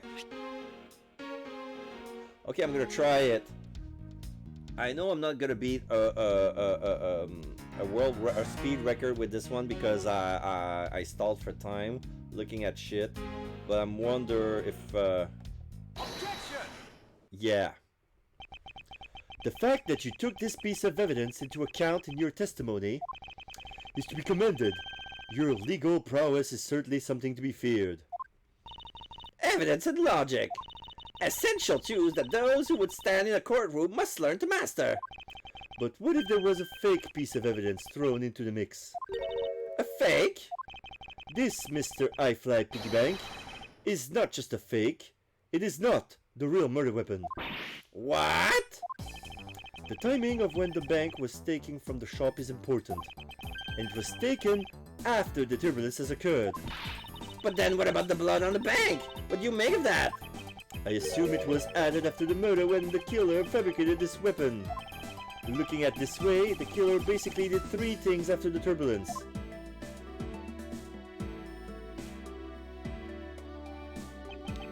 After exiting the elevator, now we see the Blacken going out of the elevator. After exiting the elevator,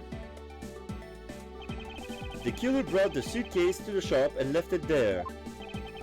Then the killer proceeded to pick the bank up from off the floor.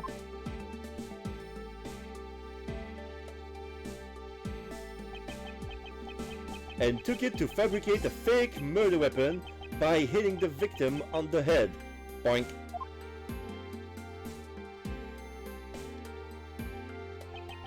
Finally, the victim's wallet was planted on my personage, in my pocket to be precise.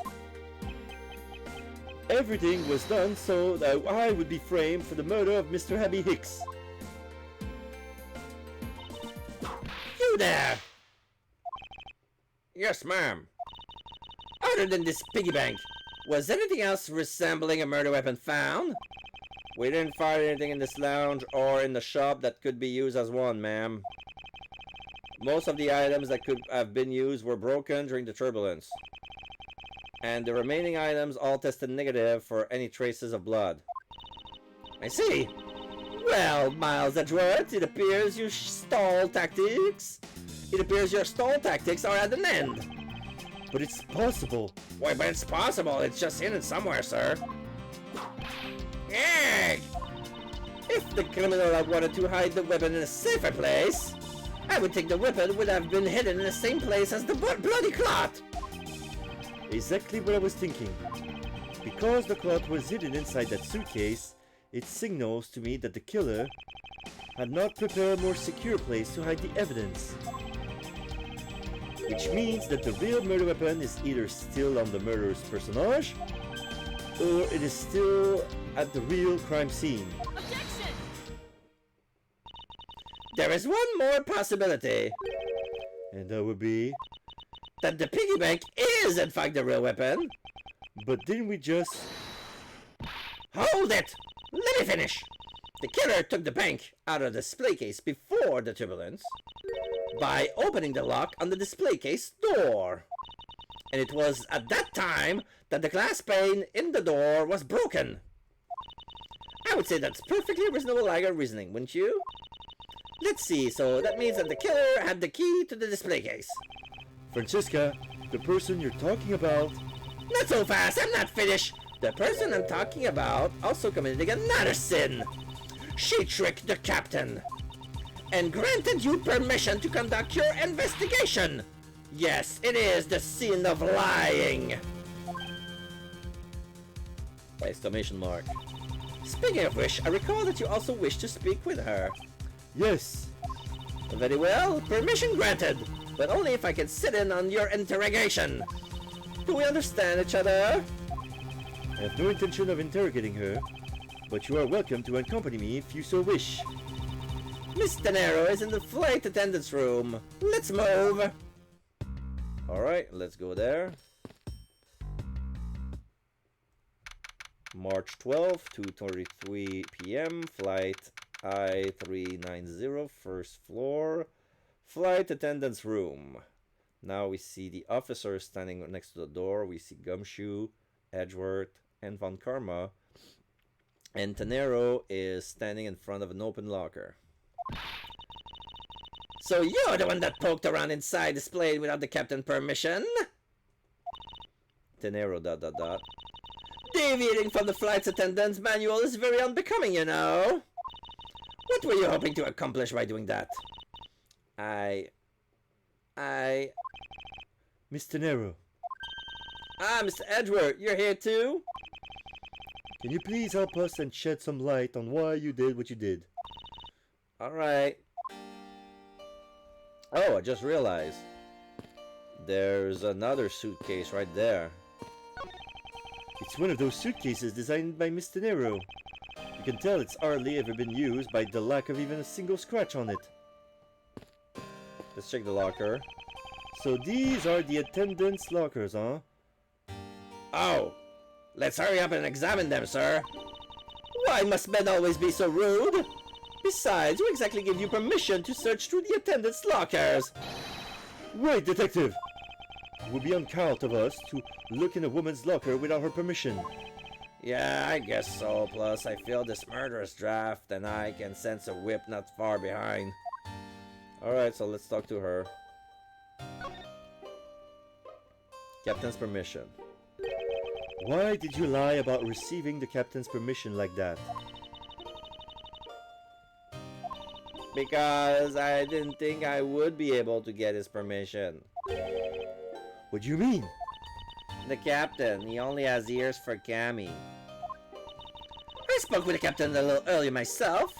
He definitely seems to be rather taken with Miss Mill. Yes, and on top of that, I had mistakenly accused Mr. Edgeworth of being the killer. I wanted to make amends. In that case, please allow me to thank you for what you did. Thanks to you, I was able to clear myself of our charges. Really? You were able to prove your innocence? Oh, thank goodness. Mr. Nero, is it? There is one more thing I would like to ask you. You were in the in-flight shop just before the turbulence, weren't you? Please answer honestly. Yes, I was. And why were you there? Well, Why the sudden hesitation? Francesca seems to have struck a nerve. In-flight shop. All I did was go check up on the shop like I always do. You're saying it was for work then? Yes, I'm in charge of the shop, so I have to keep an eye on it. I don't have any reason to go there otherwise. After your visit to the shop, you paid a visit to this room, correct? Yes, I came back to freshen up and adjust my makeup. I'm sorry, but there isn't much else to tell. Mr. Nero claims to have no reason other than duty to go to the shop. But is that all there is to it? Maybe I should ask her about that thing. Wait. I'm gonna adjust my earphone.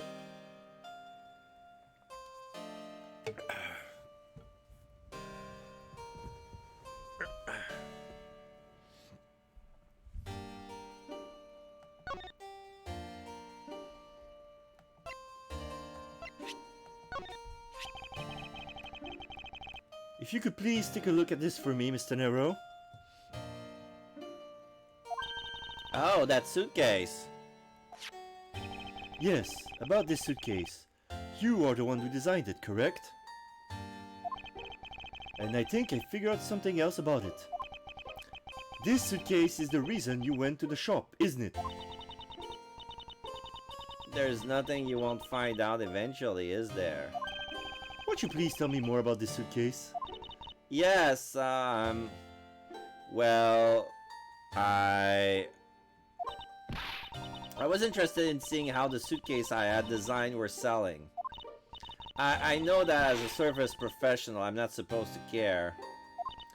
But I really wanted to know, and I was glad to see that it was the last one there. The last one? There was only one? The last one there.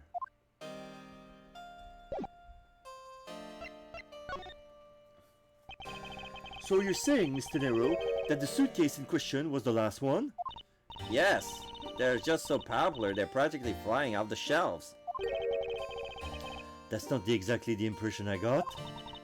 The one in the shop is most definitely the last one. Well, we're currently looking at that suitcase. Really? Then I guess we sold all of them. Thank you very much for taking the last one, Bows. I didn't say anything about buying it. Then say you'll buy it. I'm sorry, I can't. But why? I think it'd go great with your complexion, Mr. Edgeworth. It really suits you. Wait, was that? Did I hear an alarm? I thought I heard an alarm. Crap. Sorry, I need to check something. Oh. Oh wait, was that? Oh, okay. It's Stream Raiders. It's an alarm from Stream Raiders that I heard. Somebody is doing something. Okay. All right. So let's not dwindle on that for much longer.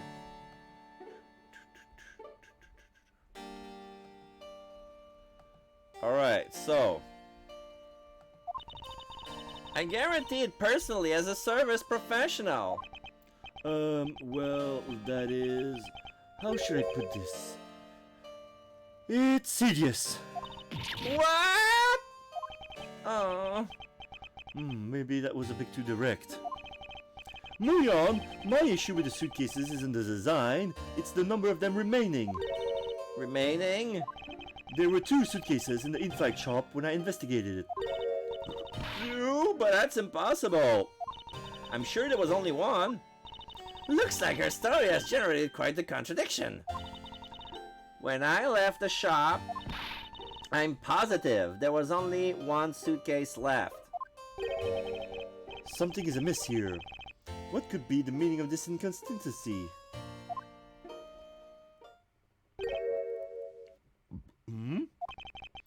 By the way, Mr. Nero, what is one of those suitcases doing here? That's... I thought you said there was only one left. That one is, it's mine. I use it for a very long time now. No, the price tag is still there. She used it for a long time?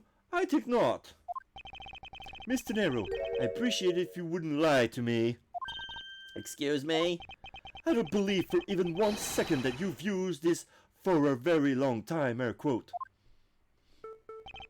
What proves that this hasn't been used for nearly as long as Mr. Nero says?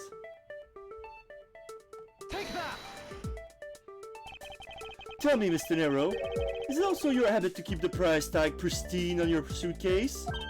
Ah! What is the meaning of this? Why would you lie about a suitcase? Despite having faith in her design sense, the sales number made her cry bitter tears. The truth is becoming increasingly clear to me.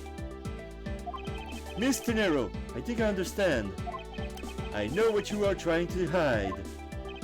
Now then, the suitcase was originally in... This suitcase was originally in the in-flight shop. Seeing as how the price tag are still on the suitcase, one can only assume it was out on the floor for sale in the shop. And the person who bought the suitcase was... Rhoda Tonero. Take that! It was you, wasn't it, Mr. Nero? I hate to say this, but this suitcase that you designed, it hasn't sold very well, has it? You saw how poorly this design that you pour your heart into was selling, and were deeply hurt.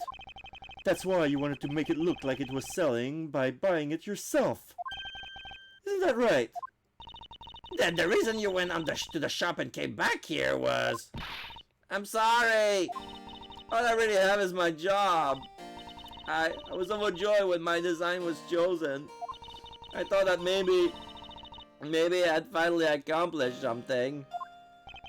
But the suitcase didn't sell. It's because of the design, isn't it? All because it's, as you put it, hideous. Well, that and also the fact that nobody needs a suitcase after they boarded the plane. I can't say they chose a great place in which to sell them either. Yeah, that's what I was gonna say. We weren't selling a single one, and they were just sitting there collecting dust. I felt so bad seeing them day in and day out. So I decided to buy one for every flight I worked. You buy one every single time you work a flight? I see. So in order to keep your resolution, you went and bought one today as well. Yes, and here's my receipt for that purchase. This receipt is clearly time-stamped 5:40 a.m. Suitcase receipt data jotted down in my organizer. The truth is, there's still a bunch of them left unsold. They're planning to scrap the remaining ones at the end of this flight. Mr. Nero, where are these other suitcases? They should all be down in the cargo hold. Then the suitcase the killer used Could very well have come from that cargo hold. Mr. Edgeworth, you don't think that the killer used one of my suitcases to... Yes, I do. The killer used one of your beloved suitcases to move the victim's body. Oh, how could they? Those suitcases were meant to be faithful partners to our passengers on their trips. That's all I ever wished for them to be. Mr. Nero, is there any other way to keep the cargo hold other than the elevator? The only other way is just through that door over there. And what about security? Well, that door has no special lock and style because you need, you need a staff keypad to open the door to the flight attendant's room. Just to enter this room, you need a special key card that only crew members have access to. Which means that the culprit is someone who can enter this room, eliminating the passengers and leaving only crew members as potential suspects. I can't believe it. Hold it! Yes, Francisca? Going on these wild goose chases. Oh, it's still doing it, huh? Okay, wait. Okay, I'm gonna close this page. Because it's gonna bother me every 5 minutes. Okay. There you go. Going on this wild goose chases, you're a disgrace to the Von Karma name. And what do you mean by that? The suitcase came from the cargo hold. That fact alone tells the whole story. Yes, which is why I said the culprit must be a crew member who used their keycard. Miles Edgeworth! You're proposing that the killer rode the elevator from the cargo hold, correct? Yes, that's the only realistic possibility. That other attendant, Miss Meal. I asked her earlier and she had this to say. Francisca's got information out of this meal? In order to make the elevator go down to the cargo hold, a different key card is required. A different one. Yes, and the only person who holds that particular card is you, Miss Rhoda Tenero, and only you. Ah! What, is it true, Mr. Nero? Well, yes, I keep that key card in my locker at all times. Could you please show us that card right now? Yes, hold on. Oh no, I don't believe it. It's gone. What's wrong? The key card, it's gone. Very clever. Pretending that your card was stolen when in fact you were just trying to hide it from us. You really thought this true. Wait, it's not like that. You can't tell us all. You can tell us all about what it's like down at the station. Officer, arrest that woman! Yes, ma'am. Mr. Edgeworth. Sorry, nothing I can do. She's looking back at us one last time and then she turns the corner and then she leaves. What's wrong? There's disbelief written all over your face. Francisca, I know that you're the lead investigator on this case, however... Hold it! Don't even think about wasting any more of my time! Question mark, exclamation mark. You know the rules as well as I do. Evidence speaks louder than words. Even if this isn't a courtroom, that basic tenet still applies. ... I intend to investigate the cargo hold now. What will you do, Miles Edgeworth? I intend to do likewise. To be continued.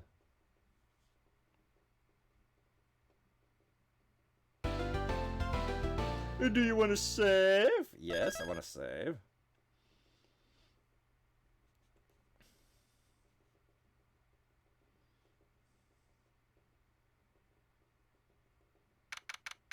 March 12, 2:52 p.m. Flight 1390, lower deck, cargo hold. We see there's an exit door, and we see Gumshoe, Edgeworth, and Von Karma coming out of that door. There's a staircase going to the right. We see onto the lower left a big box that's been hidden inside beneath a tarp and tied. Very tight, and then there's another box lower. Wow, so this is the cargo hold, huh? And then he runs down. Way! It's so big! Then they go down. Oh, I see one of the... We see a pile of suitcases in the cargo hold, and one of them is missing. Like straight from the middle. This plane is a special model. It has both a super large cargo hold and extra luxurious first class seating. So this is the real scene of the murder? There is certainly a high probability of that, which is why we are here, correct? Okay, let's get investigating, sir. Beginning investigation, lower deck cargo hold. Yep. There are 9 suitcases here. One of them is missing. Holy suitcases, Mr. Edgeworth! It's like an all-you-can-use suitcase fair. These must be all the leftovers ones they couldn't sell.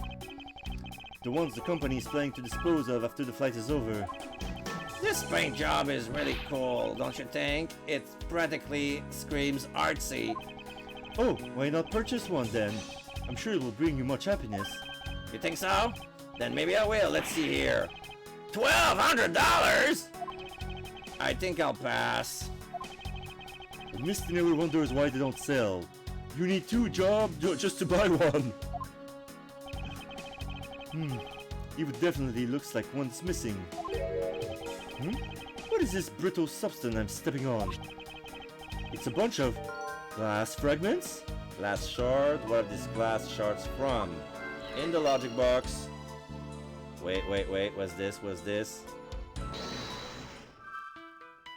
Broken glass. Glass shards. It seems to be a match made in heaven.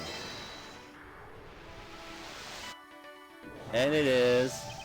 I think we can safely conclude that these fragments are from a pair of glasses. And the victim was wearing a pair of broken glasses. Exactly what I was thinking. I'm sure that the shards would match up perfectly with the remnants of his glasses lenses. Ergo, the victim was here just as I suspected. So you're saying that the real scene of the crime was here, right? Isn't that what I've been saying for a while now? Oh, is it? I didn't know that. Perhaps it's a bit early to draw that conclusion. However, I believe that the probability have just skyrocketed considerably.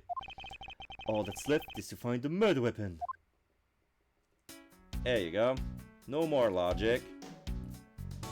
Yeah, there's this box I cannot access it because there's these bed sheets, and then there's something written in Borginia in the far back. No, it's not Borginia. It's not Borginia. It's Jingfa. So this is the stuff from Xingfa that just came in. Okay. There's an open suitcase here. There's the officer standing by, and then there's the elevator. Oh, I just love pushing the buttons on elevators and crosswalk signals. Here, you should give it a try, sir. Go on, push it. Push it. Push it. Push it. The elevator is currently stopped on the first floor, Detective. I can't move. Oh yeah, I guess nothing would happen if you pushed it now. Well, nothing would happen normally anyway without the special key card. Both the door to the attendance room and the elevator's controls panels requires a key card, which makes it impossible for a passenger to come down here. All sorts of boxes are piled up here. This one says flammable, and this one it says pharmaceuticals. This one says for exorcism use only. Just what kind of operation is this airline running? Okay, let's see this. Hey, what's with the suitcase, pal? There's a open black suitcase on the floor. It's what the victim checked. It's what the victim checked in, sir. So this suitcase belonged to Mr. Hicks. I don't think he would mind if we took a closer look. There's nothing out of the ordinary in here, sir. Wait, a file? And there's a photo of a Miss Von Karma in it, sir. Looks like a profile on Francesca. Profile on Francesca. Why did Mr. Hicks have document on Francesca in his possession? In the logic box. Why would Mr. Hicks have had a file on her?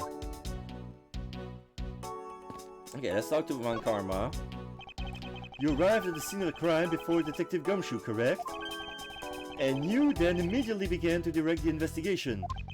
It seems to me that you were already here at this airport for something besides this murder. ... Yes, I was. Why at this airport? I've been following a very large and involved governmental level international crime. But it's much too large for one person to take on alone. So it was decided that I should form a joint investigation with Interpol. Ah, in the logic box. Interpol is involved? It's a top secret operation, so I really can't tell you anything more than I already have. Oh, that's okay, it's okay. I'm gonna logic the shit out of it. Profile on Francesca, Interpol, connect.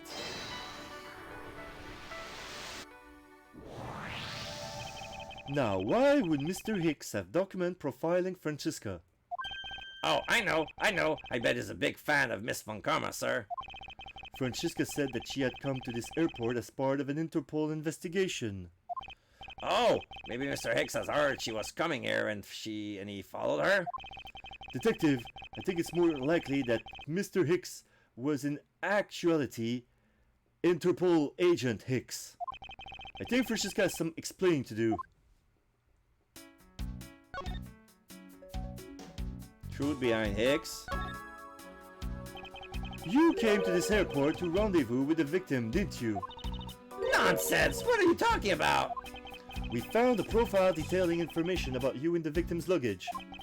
I suppose it was prepared for him so that he could recognize you when he landed. Which makes him not Mr. Hicks, but rather Interpol Agent Hicks. Isn't that correct? I should have known you'd figure it out, Miles. But it looks like they got to him first! So you really did come here to receive an Interpol agent then? Yes! Agent Hicks was on the trail of a very large international smuggling ring.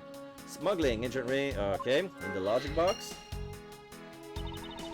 He went undercover to investigate this crime, and it was I who put him on this case.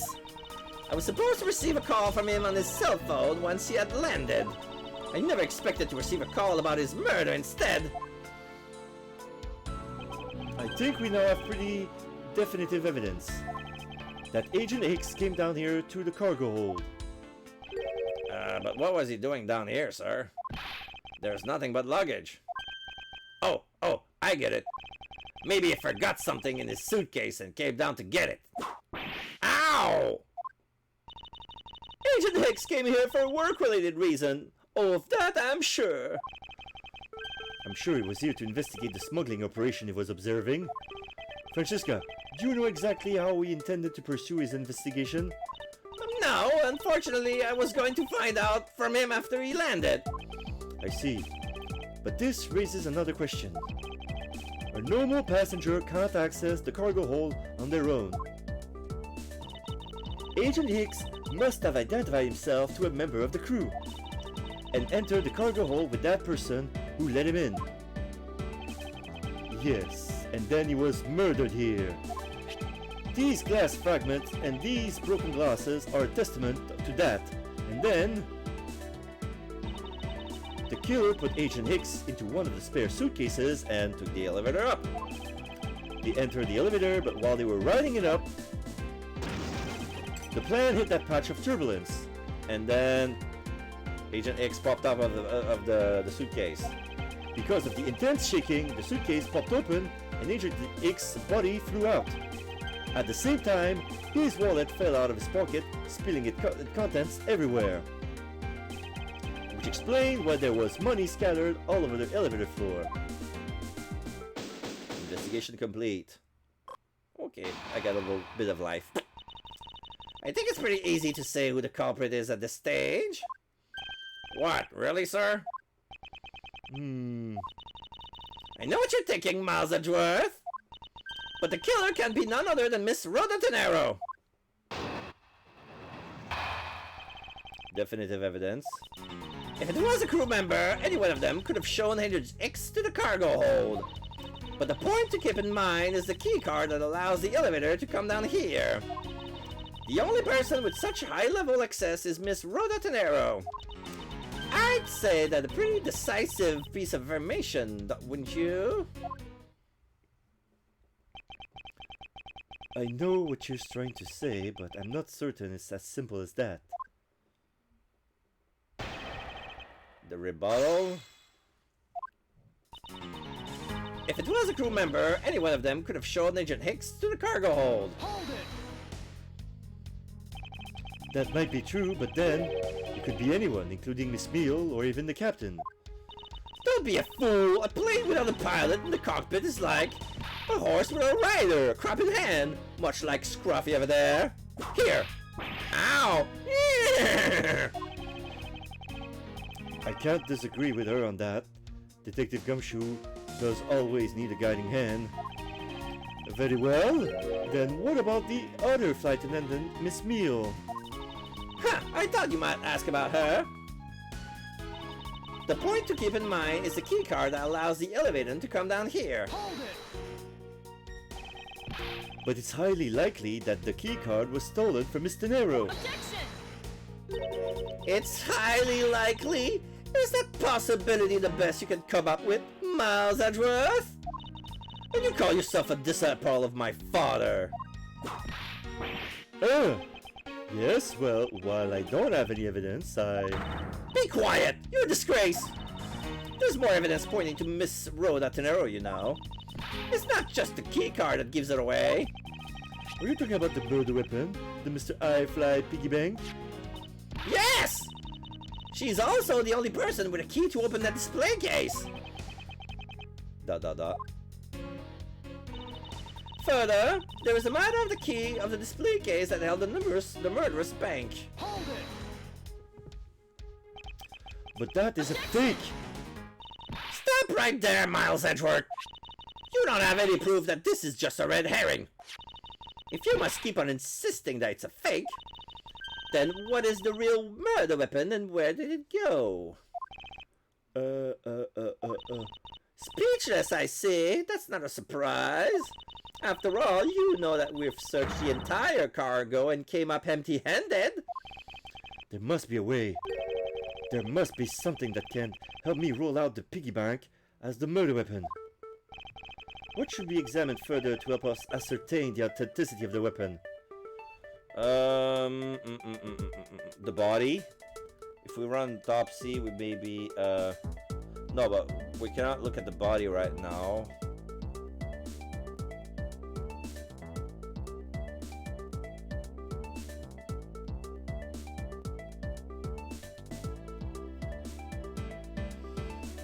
I'm gonna try the crime scene. If not, I'm gonna try the body.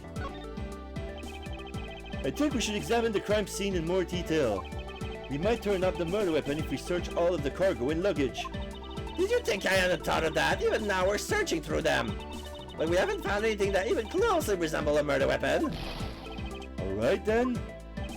I suppose we should examine something else. The body. Francesca, I think you were too quick to jump to your conclusions. Oh, was I? Yes, we don't even have the autopsy result yet. How can I not say that you made a snap judgment when you have not yet to even see... How can I not say that you made a snap judgment when you have yet to even see if the wounds on Agent Hicks' head is consistent with the murder weapon? ... Scruffy! Yes, sir. Contact the medical examiner office at once. I wish to hear the result of Agent Hicks' autopsy. Ow! Yes, sir! Gumshoe away! Running away!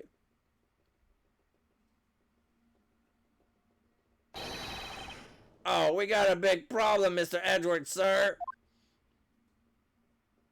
I'm coming back. What is it, detective? They're still doing the autopsy, but they said that they already know this one thing for sure. Report now! The doc says that it's one giant bruise from a beating from his shoulder down to his mid-back. From the victim's shoulders to his mid-back? He was beaten over such a wide area? Well, I'd say maybe it's a sign the killer had a grudge against Agent Hicks. It wasn't just his head. The killer went all out and hit him multiple times, sir. Autopsy report data jotted down in my organizer. Scruffy! What is had a grudge against Miss Agent Hicks supposed to mean? Well, that's, I don't know. Was the wound on the victim's head consistent with the murder weapon, detective? Oh, well, they say they were still looking into that, sir. You're completely useless! Take that! Meow! Sir, I told you already, you can't go there. No, you remove yourself from my way. What is all that racket? My luggage! My cargo! They're mine! I demand you return them to me! We're still investigating the cargo hole. Please understand and have a little patience. I suppose there is no choice. Finally, I think he gave... Hey, wait, hey, what are you doing? You have left me no choice but to use strong force. You won't get past me. Oh, This is... Wait, that's it! So that's what this whole thing has been about. okay, so basically what just happened is that he was about to make a punch, and the police officer deflected it, and LeBlanc went over the catwalk, and now he's about to fall. So what they're saying is that there was no murder weapon because the murder weapon was gravity itself. So Mr. Agent Hicks was killed because he was pushed over the catwalk from that, and then he fell. Right now, LeBlanc is fine because there are boxes from Zhang Fa that gonna stop his fall. But remember, those boxes may not have been there when Agent Hicks was killed. Further, there's the matter of the key to the display case that held the murder bank. Logic box. After all, you know that we've searched the entire cargo and came up empty-handed. The weapon couldn't be found. The doc says that's one giant bruise from a beating from his shoulder down to his mid-back, cause of death. Oh! My ass! Alright, so, is there some way for me to prove that this isn't the real murder weapon? The cause of death, the weapon that cannot be found. Extensive bruising from back to head. Weapon couldn't be found. Is that it? Nope. Not exactly a shining example of the perfect line of logic.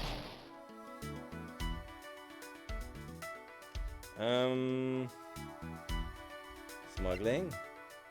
Agent X was on the trail of an international smuggling ring.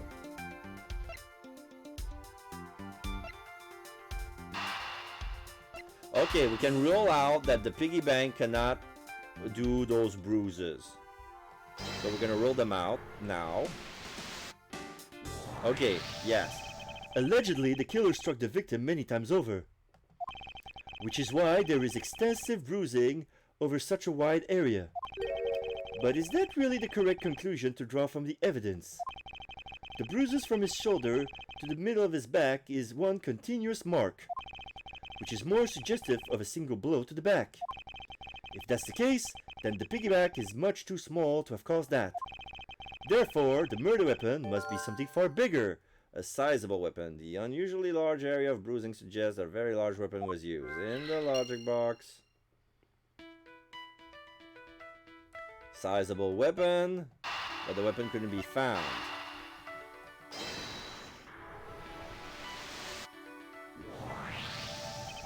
If we're looking for a rather large weapon, you would think it would stick out. But so far, we haven't found anything that resembles a weapon of any sorts. Perhaps, just perhaps, it's some things we all overlook from the very beginning. Because normally, it's too impossibly big to be taken into consideration. What was that all about? Was he trying to jump his way down here? Francisca! What? What do you want? I found it, Francisca! I found the real murder weapon! You did? He really jumped. We didn't realize it until now, but the answer has been right in front of us this whole time! He might be hurt. We should check up on him, sirs. There's that pompous attitudes of yours again. You should learn to drop that habit. This coming from a prosecutor with the habit of whipping everyone she comes across? Anyway, if you really are a prosecutor, then you'll back yourself up with evidence. You two aren't listening at all, aren't you?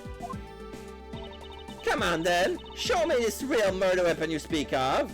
I don't have any evidence to show. I don't have any evidence to show you.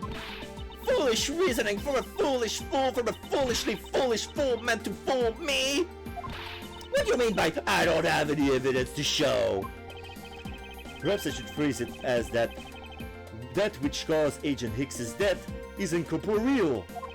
Forgive me, but I do believe I've figured out what was the real cause of death. Free falling. The victim fell from a great height and subsequently died as a result. In other words, the real cause of death is free falling to the ground. He fell to his death? Yes, this is the only plausible possibility. The victim has extensive bruising on the back of his head and his back. And the only rational explanation for these injuries is that he fell to his death. But the murder happened inside this plane! I know. Are you claiming that there is some place in this plane from which he could have fallen from? As I said earlier, the answer has to be right in front of us the entire time. You can't mean... Yes, I do. The victim fell from the top of the stairs of this very cargo hold. What? Then... We're in trouble. We may have a second death on our hands, sir. Hey, you! Tell me you're dead, pal! Mr. LeBlanc, are you okay? Quiet! Why are you screaming? He's alive! And there you have it, Miles Edgeworth. It's not possible that Agent Hicks fell over the railing to his death. That man is living proof of that. ... I suppose it's true that it's not possible given the current circumstances. The current circumstances? What's that supposed to mean? Suppose that large piece of cargo was there at the time, what would have happened then? Oh, he would have been a Borginian pancake for sure, sir. I suppose that man over there wouldn't still be breathing. But the reality is that the cargo box is there. So there's no point in entertaining your wild hypothetical scenarios. It may be there now, but there is no proof that it was always there. Ha! As if there could have been a window of time when that giant box was not there. Ah, but there was. What? What can I use to show that it's possible for the box that's not been where it is now? Yeah. The refueling in Zhengfa. Take that! You refuel in the Republic of Zhengfa? Yes, this flight has a short layover in Zhengfa in order to refuel. But that wasn't the only reason for the layover. We also transferred some cargo.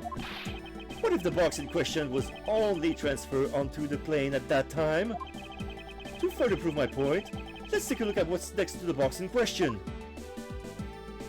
There's a box that says Republic of Zhengfa on the tarp.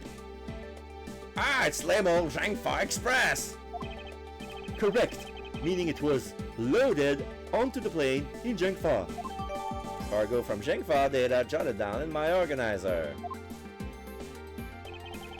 Now, that if the box in question was also loaded on at the same time, It would mean that the box was not here in the cargo hold during the Europe-Zhengfa leg of the flight. making a clear drop from which Agent Hicks could have fallen to his death entirely possible. Ah, but your theory